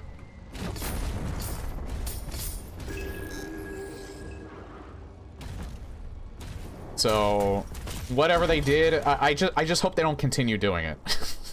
I think it's fine. It's fine where it is. I'm fine with dying on parts a few times, not like dozens of times. Maybe near the end of the game, I could understand that a little bit more, but not like dead set in the middle with a bunch of upgrades.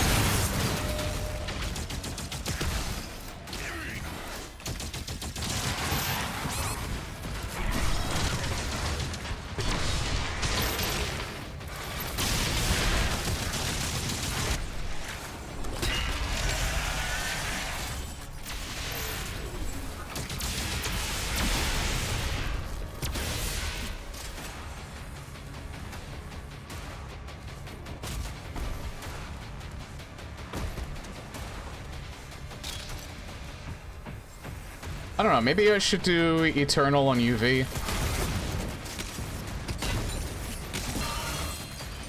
still. I guess I'll decide that when I get to it.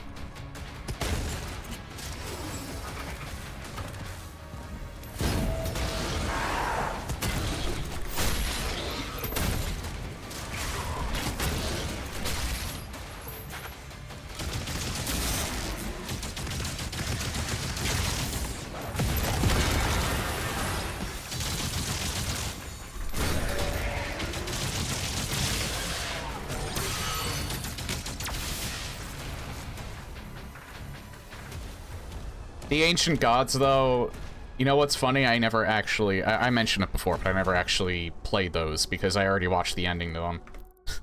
Ancient Gods, though, not any higher than Hurt Me Plenty. I might do the main game on UV, but I will not do the Ancient Gods on anything other than Hurt Me Plenty. It's not worth it.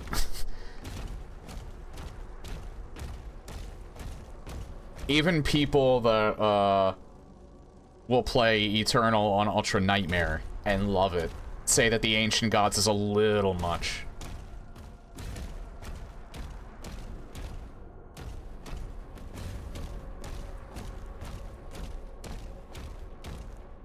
But I don't know, this game's kind of putting me back in a Doom mood, as much as I do want to play through, like, the Metroid series and the Castlevania series. I might just go through all 3 of them. Back to back. Unfortunately, playing classic Doom mods might go on the back burner because of that, even further than I had already planned.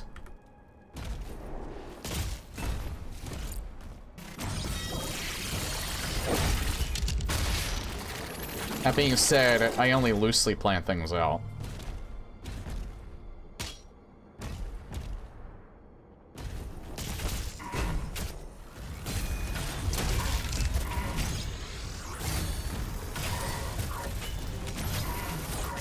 Yeah, it was not a good idea bringing this.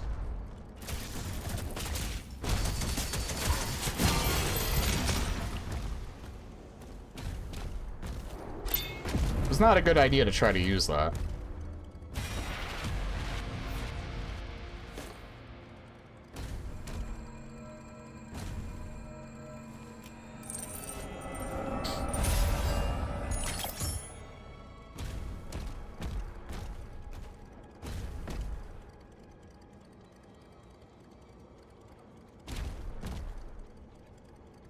And you gotta kind of be in a certain mood to play these games as well.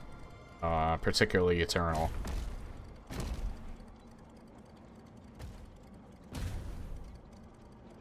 You have to kind of be willing to die a lot. Although with this, not so much. With this one, not so much. But Eternal especially, that's what it's most true for. I mean, if I'm ever gonna play something that's kind of like a Souls-like, where you die a lot trying to figure out how to do certain segments, if I had to do that for any game, I would do that for Eternal. Because, I like... Even though that pace is pretty fucking fast, I still like that pace over the slow nature of Dark Souls. Alright, yeah, I'm not using it for this.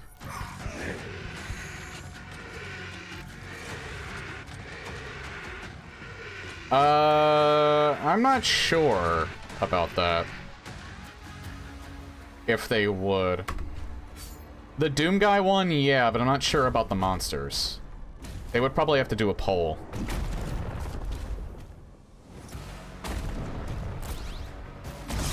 I have to do this fight again?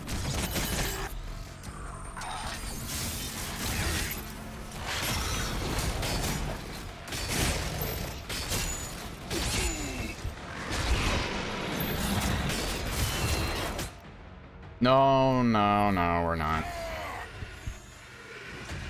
I did this fight really well last time, and wow, that was like a stark contrast. Holy shit. Because I didn't expect to do this fight over again.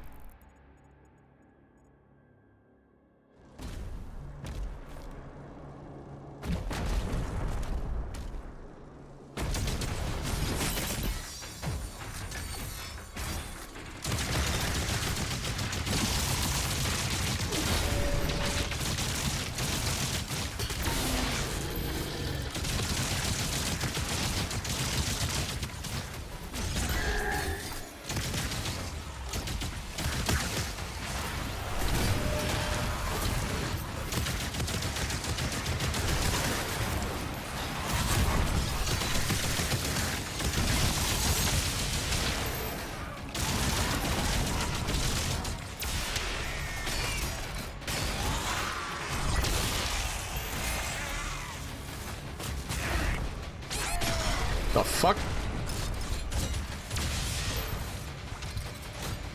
I don't know why, but I couldn't use my shield there. Like, I was right-clicking to bring it up, and it just wouldn't come up.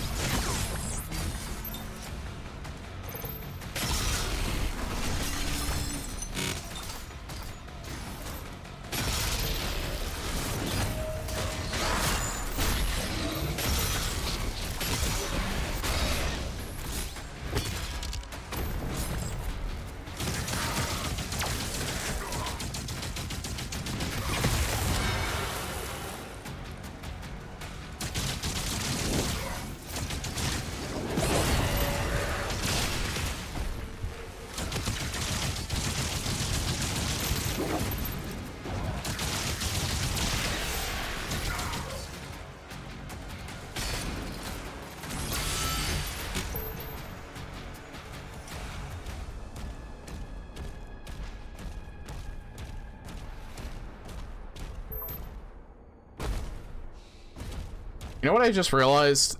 That's probably why they have Classic Doom Guy as like an option for the HUD. You can't, I don't think you can do having the weapon in the center of the screen because of the shield gameplay. You had it in the other two games, but I'm pretty sure you can't do it in this game. I can't see any way that they could have. Because you're always holding your, you're always holding your firearm one-handed. Even this thing, this monster. So I can't see any way they could have actually implemented that without it looking incredibly awkward. That's why I had to do it over, because I think this triggers the, yeah, this triggered the checkpoint.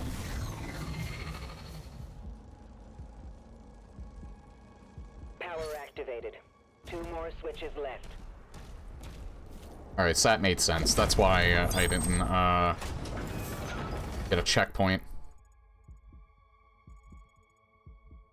I don't think I needed to do this again, but... Oh, hey. How's it going? Oh, sorry about that.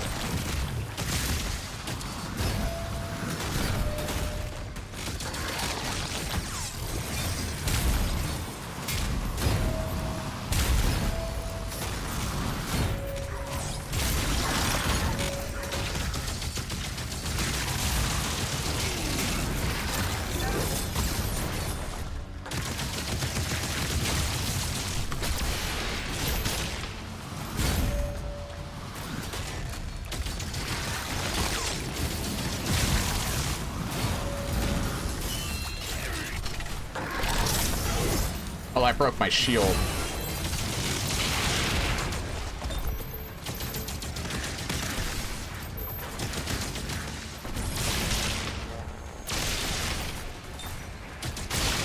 Maybe that's what happened last time. Oh.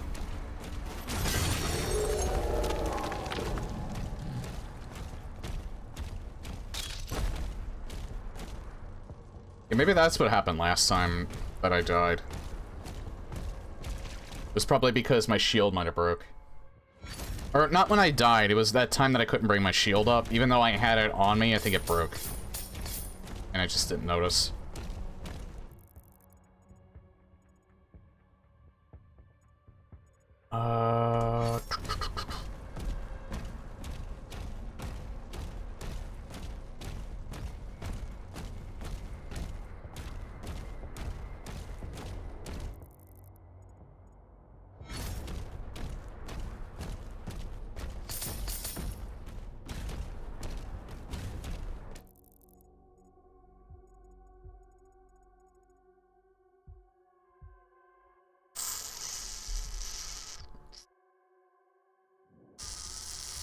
Oh, you hear that.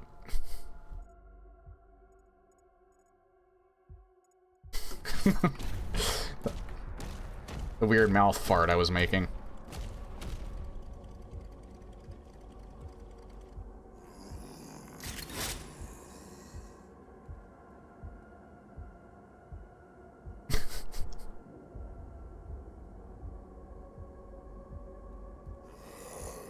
There you go, buddy.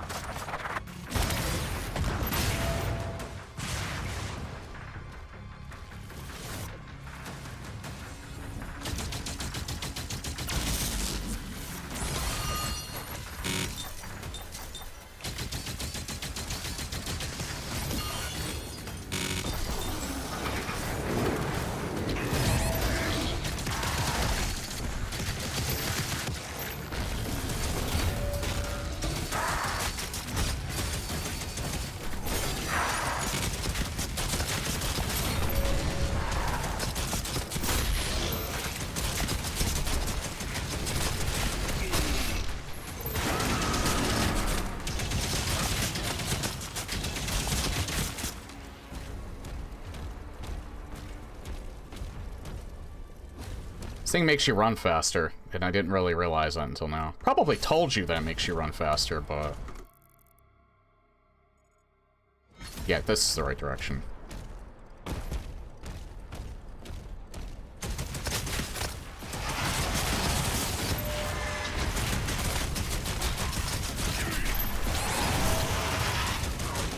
This was a very bad idea.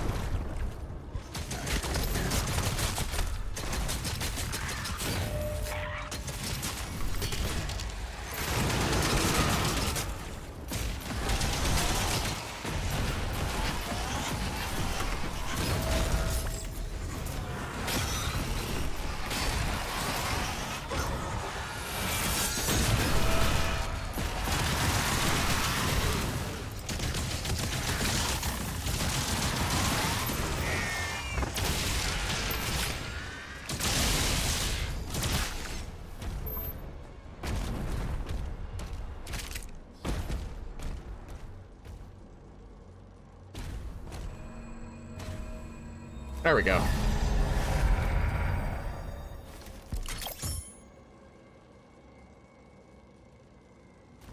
To get the best upgrades.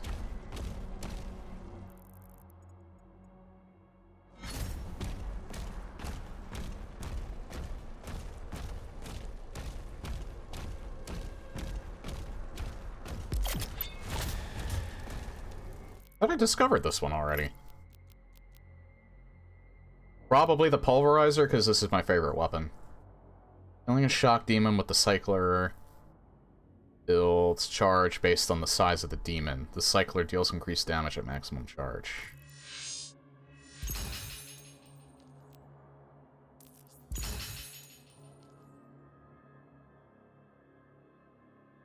I have a mastery challenge. Cause overloaded or lightning arc damage to demons with the plasma rifle Cycler.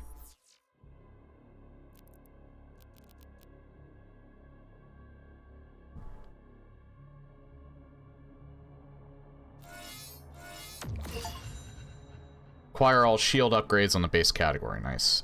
Got shield adept.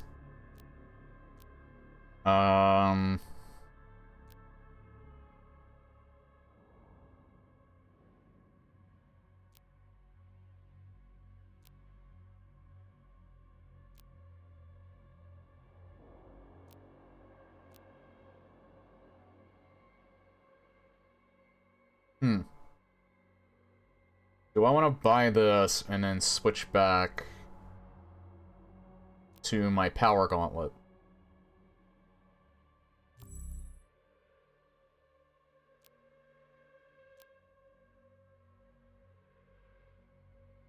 Because this would go incredibly well with the fact that I use my Cycler so much, I think.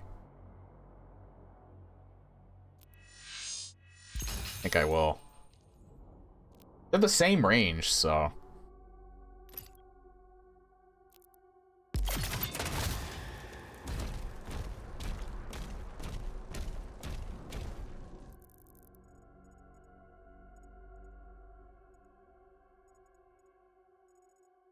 Wait, why is it saying that I still need to do something up here? Oh, did I just not? I must have just not hit that switch up there.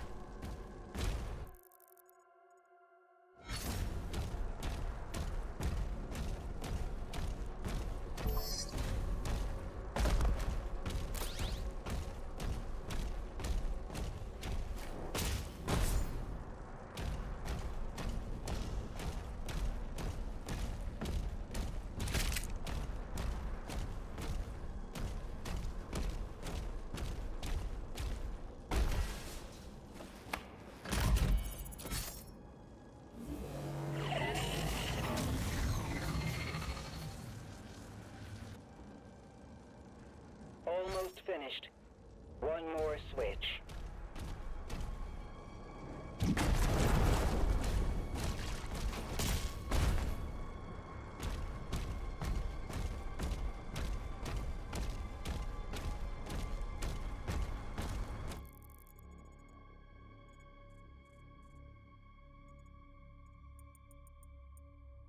I'm only missing one Amulet of Kings. It's either over... Obviously, it's either over there or it's over here. Because I don't see it anywhere over here.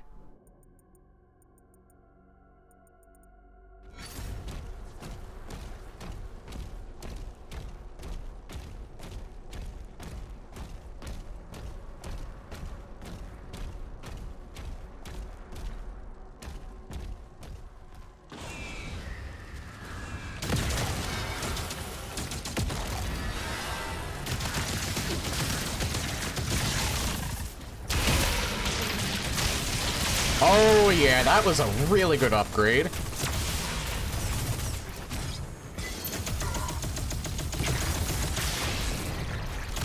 That was an insanely good upgrade. Oh.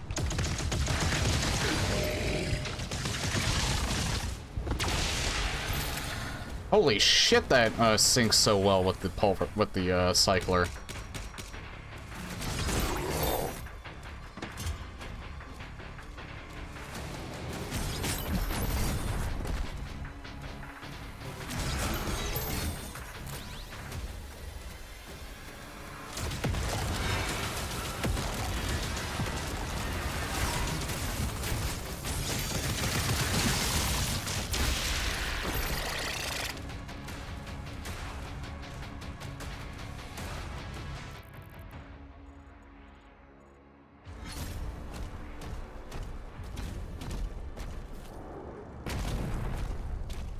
I actually could use this.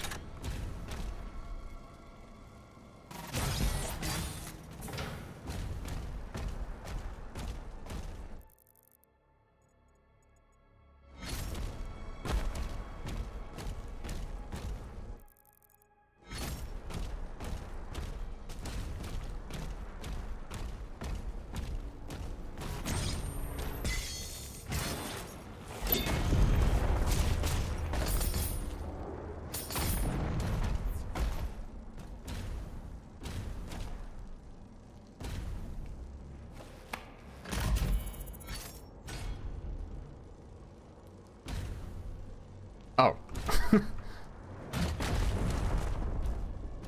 How do I get that? I want that. Probably the other way.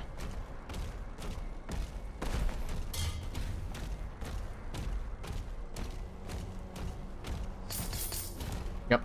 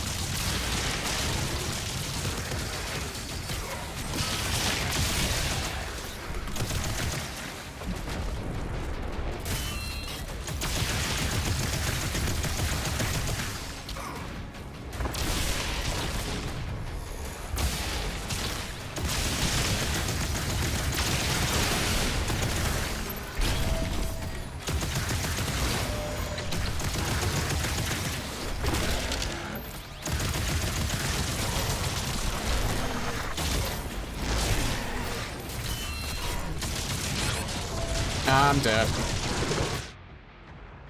No. He got me stuck there. I mean, technically I could use it because I still have an extra life on the board, but... that was way too sloppy. I didn't expect him to come in, is the reason why.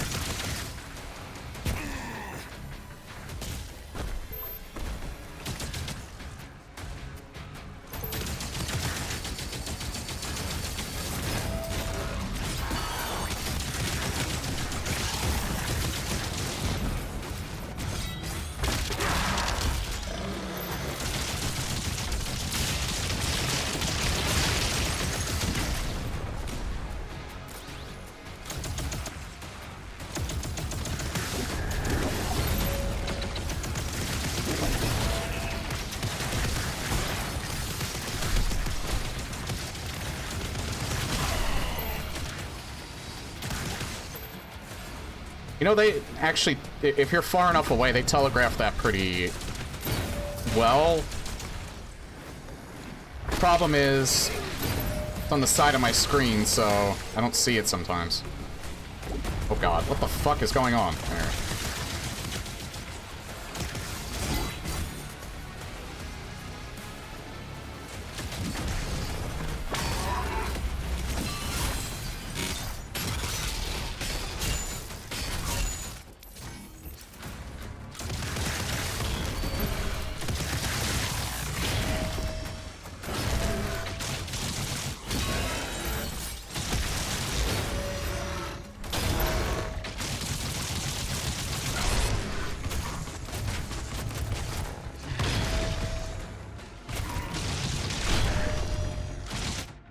Well, you actually... You know what? No, fuck you. You're a cheap piece of shit, you know that? Jesus. That was stupid. I was right on top of him, but he just kept shooting at me. So fuck him, and everything about him. I'm going back for that extra life.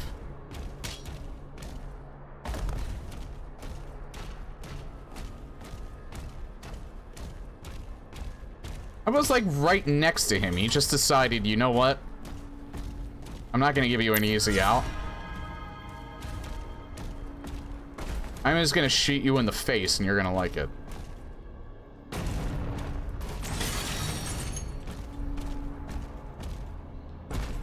Joke's on him though. I pulled the old extra life card.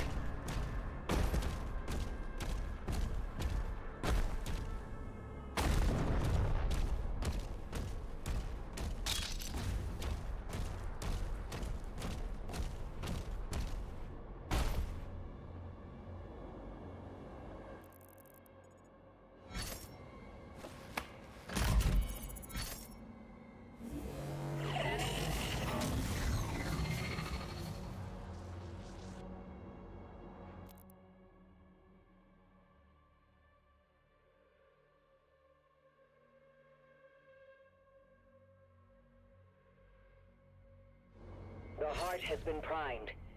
We can use the forge now. See you at the elevator.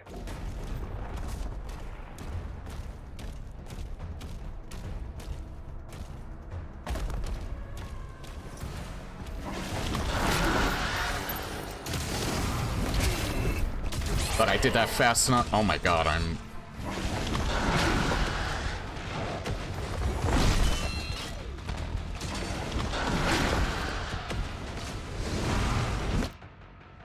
No. I can do this. I have to learn his timing. His timing is consistent, it's just that... It's, slower than the other demons, so it's throwing me off.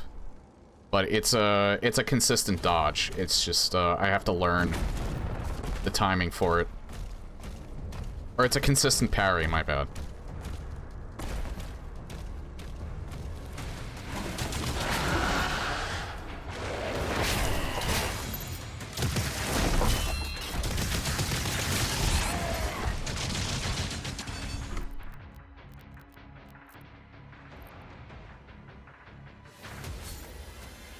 I want to learn... I want to learn how I can do that.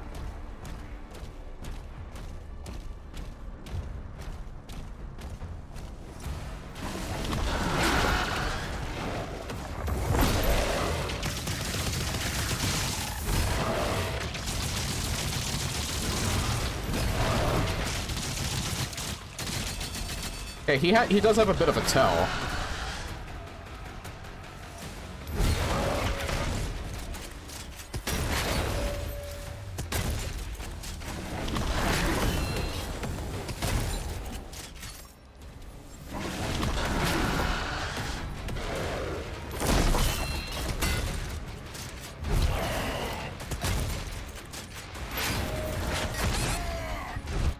Okay, sometimes he'll do 2 or 3 swipes.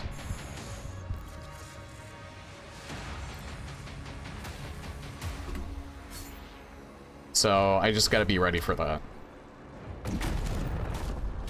When he is striking at you with his sword like that, he can do up to 3, so be ready for all 3.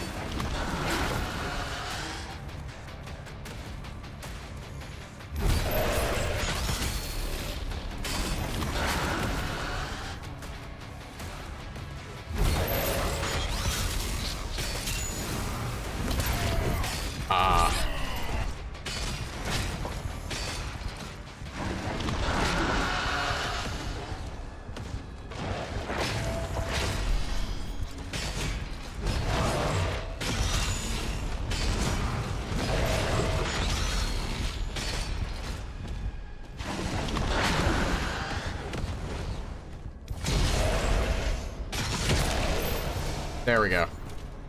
Still a little, crusty on that.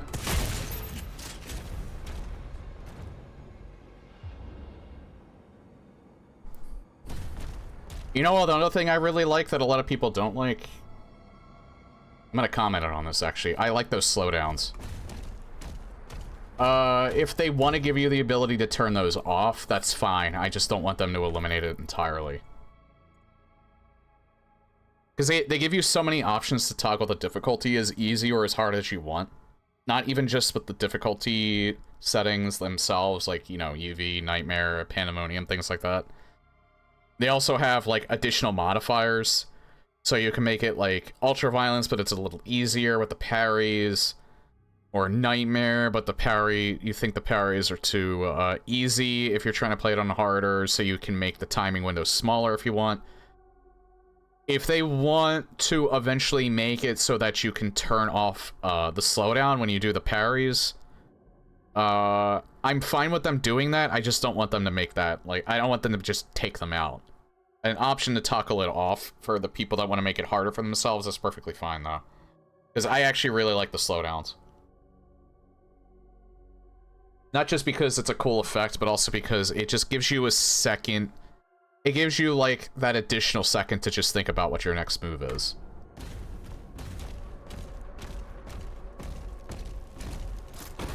And I just really like that about the parries. I don't...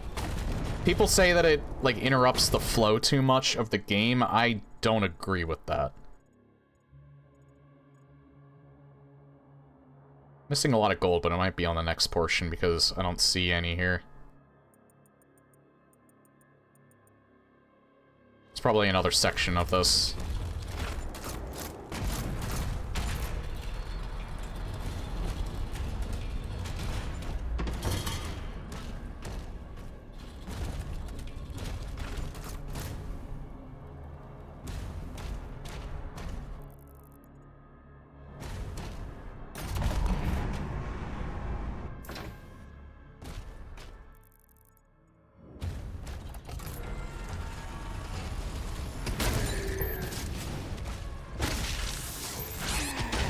My god, from that distance? No. I didn't see the green glow. That's why I didn't use my shield there.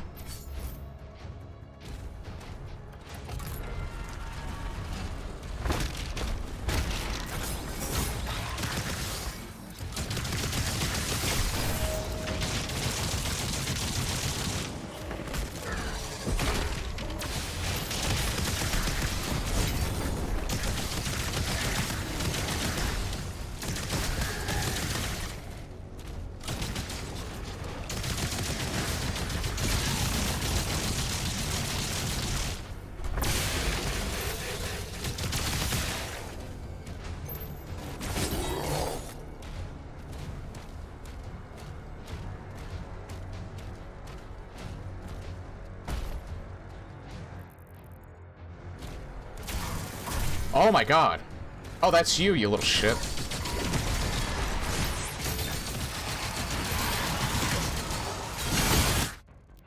No. That was cheap, but I'm not using a life over that. Should have been paying more attention to the Ghost Revenant. Man, really? They're getting less forgiving with these,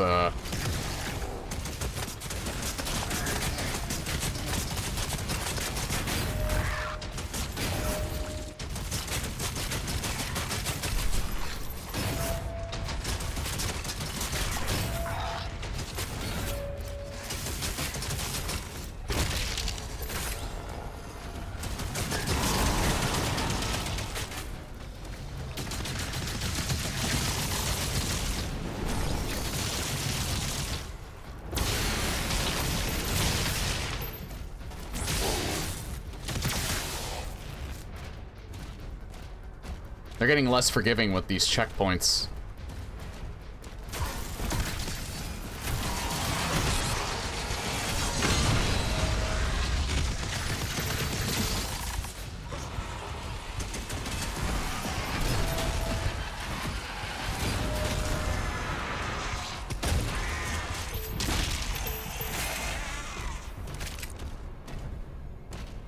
Well, it's not that big of a deal, though.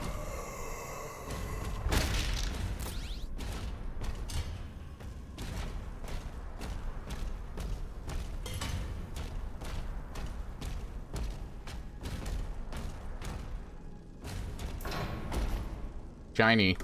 I want the shiny. How do I get the shiny? This is how. Probably.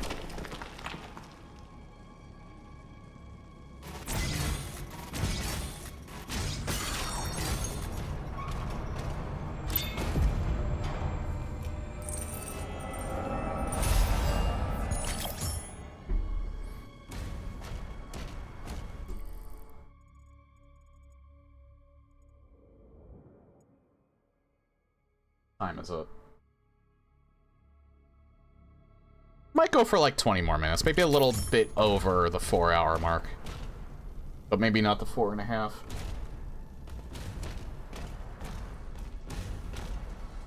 Main reason why I'm a little strict with that. Sometimes I'll go over.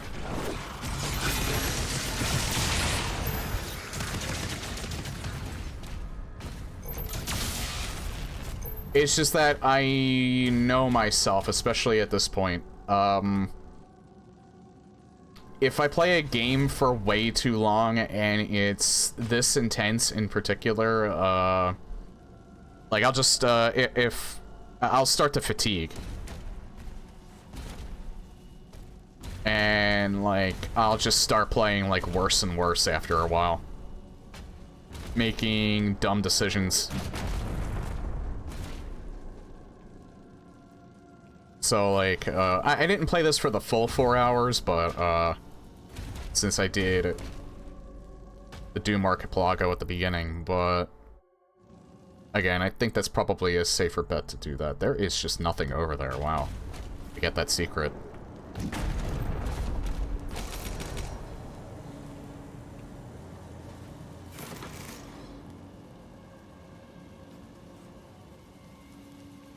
Who's the asshole that did that? Hi.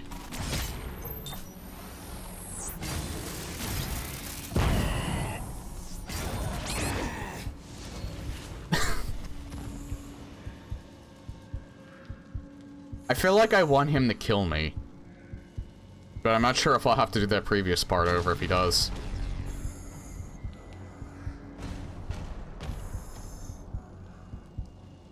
I see you up there, you little shit. That's what you get.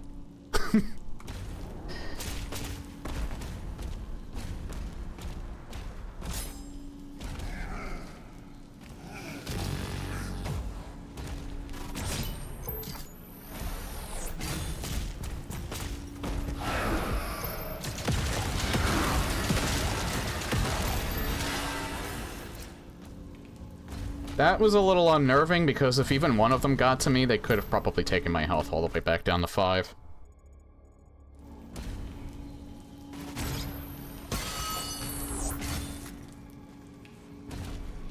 I see more yellow paint.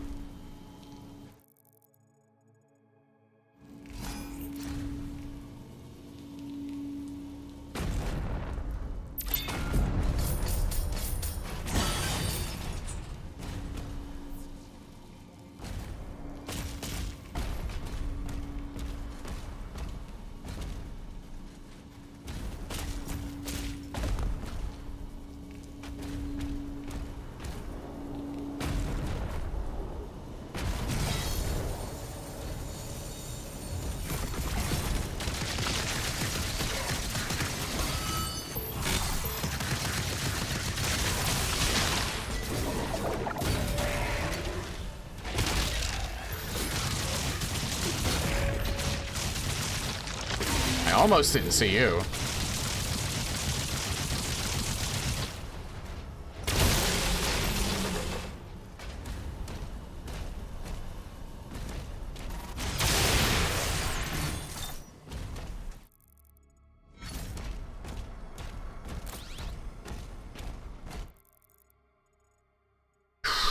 There is more shit here that I want to collect.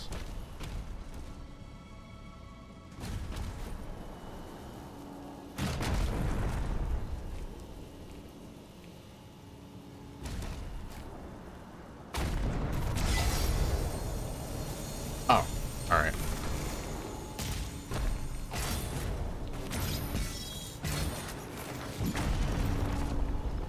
Okay, well I can't get that, but... just want to make sure that wasn't like a secret. Alright.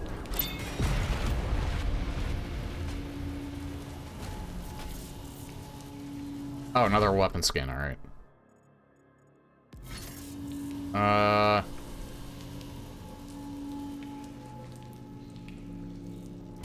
Well, how do I get over there?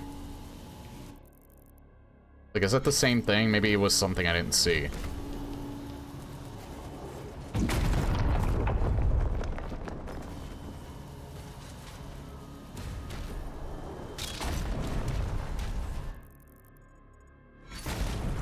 Might have been something I didn't see earlier. This.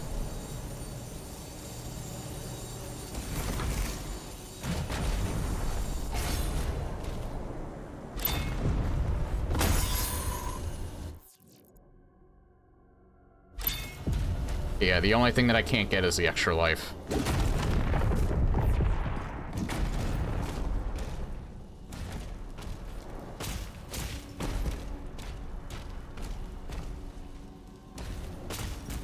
You know what's almost in kind of a hot take? I liked the platforming in Eternal. I honestly don't know what people's problems were with the platforming in Eternal. I thought it was just fine. Maybe after you play the game for like the 100th time, it gets a little old, but the platforming was definitely not the reason why I didn't like it. Eternal as much as these other two games. I don't think there has ever been anything wrong with any of the platforming in any of these 3 games so far. Considering that's a very easy thing to screw up in a first-person game, they did a pretty good job there.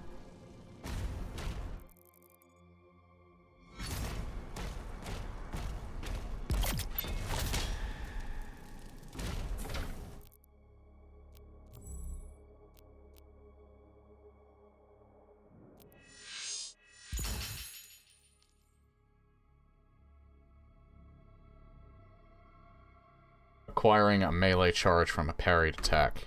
Right.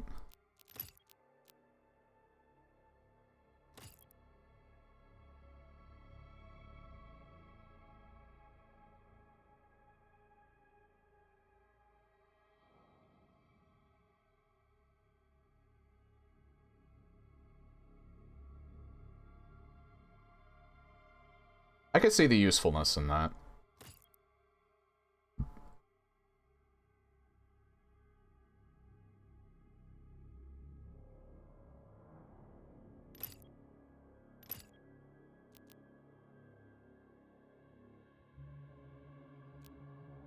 I think I want to use the next Wraith Stone that it's called, apparently. It looks kind of like a soul gem.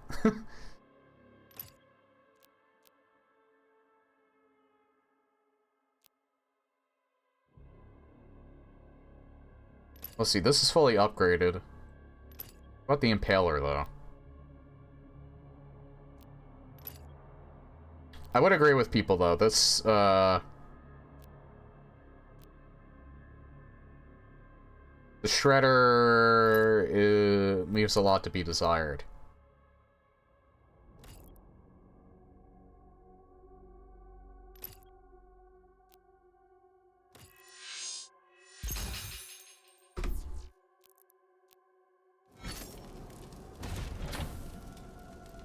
Wait. Are you guys always here?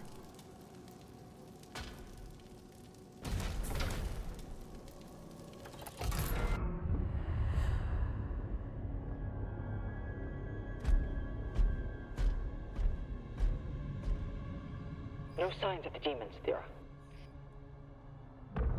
We won't have much time.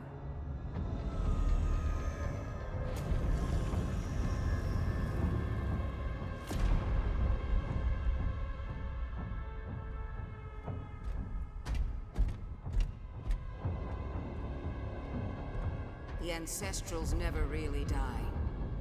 The heart endures. We harvest the energy.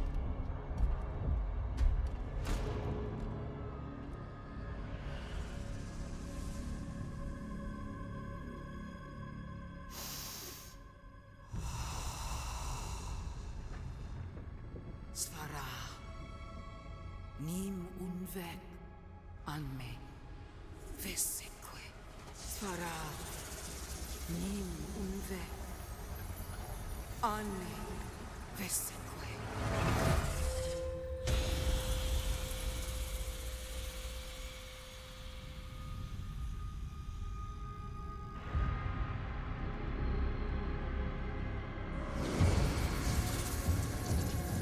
Oh, is she trying to get him off that tether?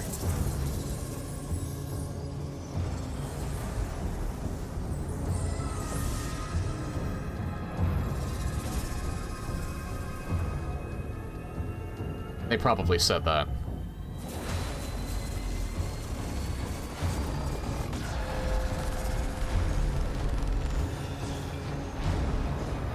Well, you're trying to destroy the heart, but his tether was lighting up, so I thought that was also something they were trying to do.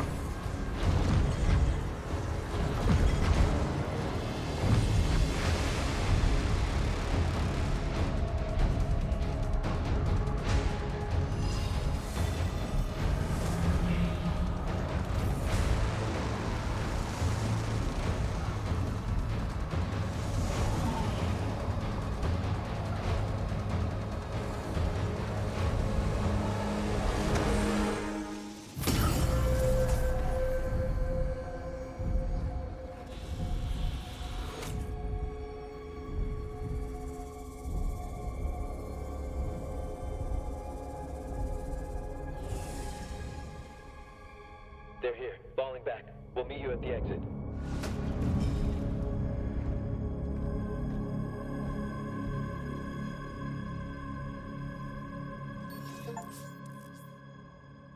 Oh, okay, so this introduces the runes. Carrying Hell Surge projectiles will activate the power of a shield rune. You have been granted the power of the Ground Fissure. Creates a linear, damaging ground attack that will also interrupt enemies.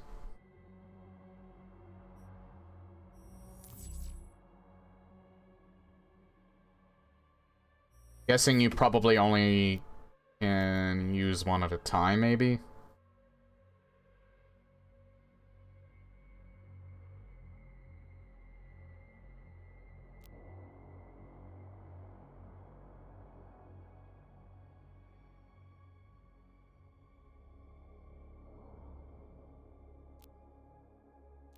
Isn't that what the parrying was already doing?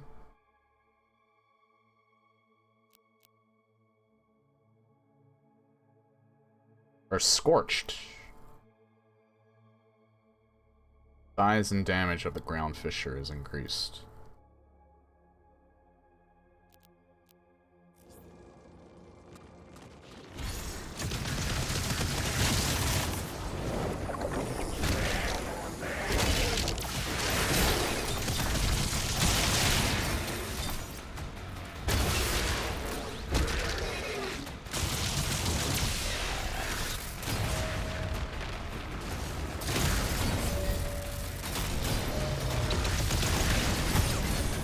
Oh, can't. I need to kill other enemies first.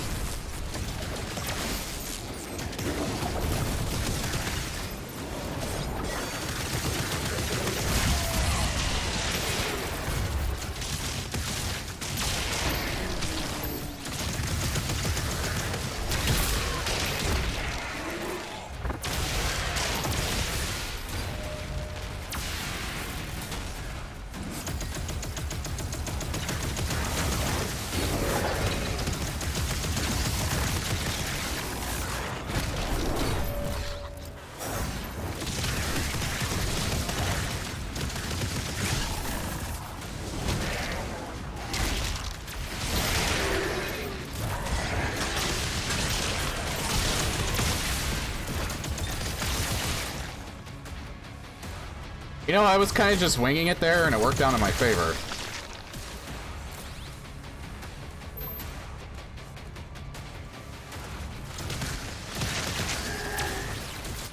Someone's still not dead yet.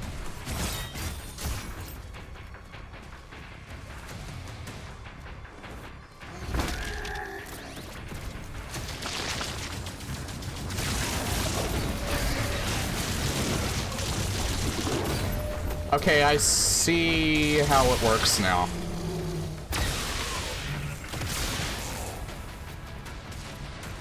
Yeah, you used to only stun the enemy that you used it on, now it stuns them in a group.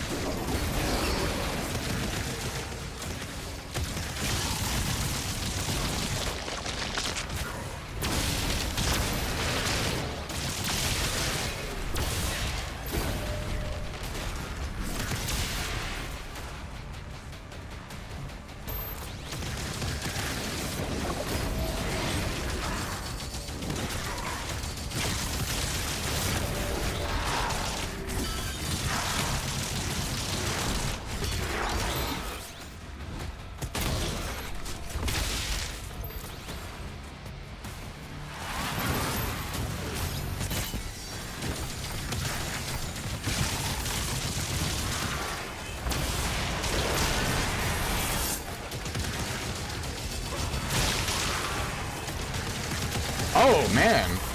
The chain lightning took him out of that.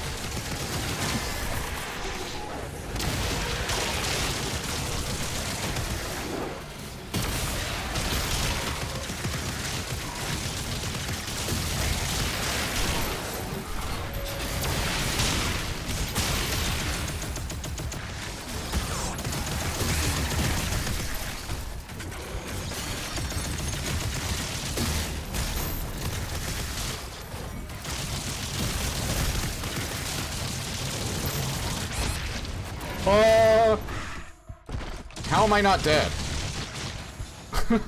How am I not dead? Holy shit.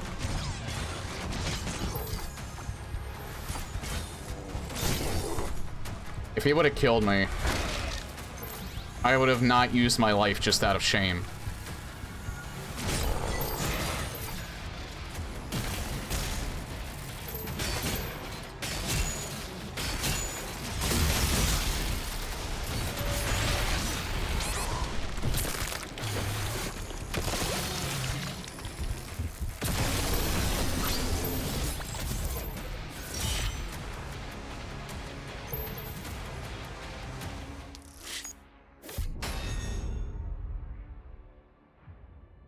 Actually, you know what?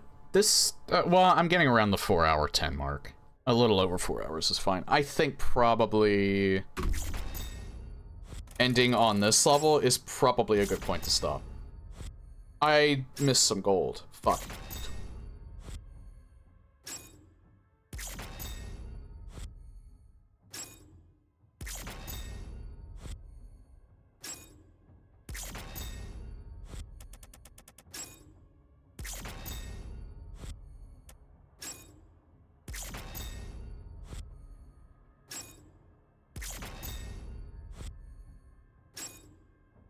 This had the most by far.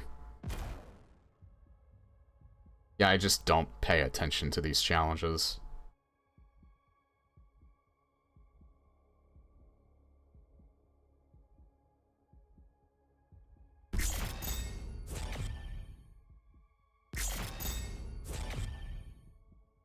That looks cool.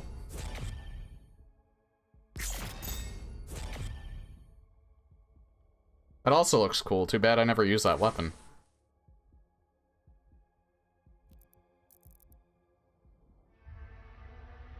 So yeah, reflecting on it, I'm glad that them tuning the difficulty didn't result in me getting stonewalled. The game does feel harder. But thankfully not so hard where it decreased my enjoyment of the game at all. I don't know if it's a hot take, maybe it's not. I love the shield parry way more than anything they did in the previous game. I like that it's forgiving. I also like that you can make it more or even less forgiving if you want to. I like the fact that they have so many options. Because I feel like people who might find the game too easy might decide they want to, like, toggle it to make it as hard as they want. I really do not mind that at all. I would rather have options than no options. That's what kind of turns me off to games like Dark Souls. Granted, they can make their game however they want. If it's a game that doesn't appeal to me and they don't make it for me, that's fine. I'm not going to be bitter about it. Certain games are just not made for certain people. This game, obviously, is probably not going to be appealing to somebody that only really enjoys, like, maybe JRPGs or something like that. Not that there's anything wrong with that. There's nothing wrong with JRPGs. I'm just saying, there might be people who just like games a certain way. You can't please everybody. But with that tangent out of the way, still very much enjoying this, despite their changes. Hasn't ruined my enjoyment of the game. I can't wait to continue this further, which will unfortunately probably won't be Monday. Honestly, the fact that I'm getting my ass kicked a little more, I think might actually be making the game a little more fun. I can take a little... I can take a good ass kicking. I can take a good ass kicking every once in a while. It's just when it comes to overbearing and I feel like I've hit a brick wall, or a stone wall, however you want to put it. That's when it gets a little grating, but thankfully it hasn't gotten to that point. It always feels like whenever I fail, I know why I failed, and I can improve on it by doing something a little bit different, or when I fail, I know that it might have something to do with, like, my timing. I'm starting to understand the consistency. Game is incredibly fluid. It's fast, but not too fast. It's like the perfect speed for me. Again, like, Eternal's kind of like the Smash... It's like I said in, like, the previous streams. Eternal's kind of like the Super Smash Bros. Melee of, like, this new series so far, in that this is kind of like the Brawl of the series, which is my favorite so far. I would probably say it. I still haven't finished this yet. I might like this a little bit more than 2016. Depends on how the rest of the game goes. Right now, it's probably on equal terms with it at this point. But yeah, that's my reflection on what I've played so far. Really enjoy it. I am so glad this game is really good. I didn't really have much fear of the game being bad, but there you go. And that's it for Doom the Dark Ages for tonight.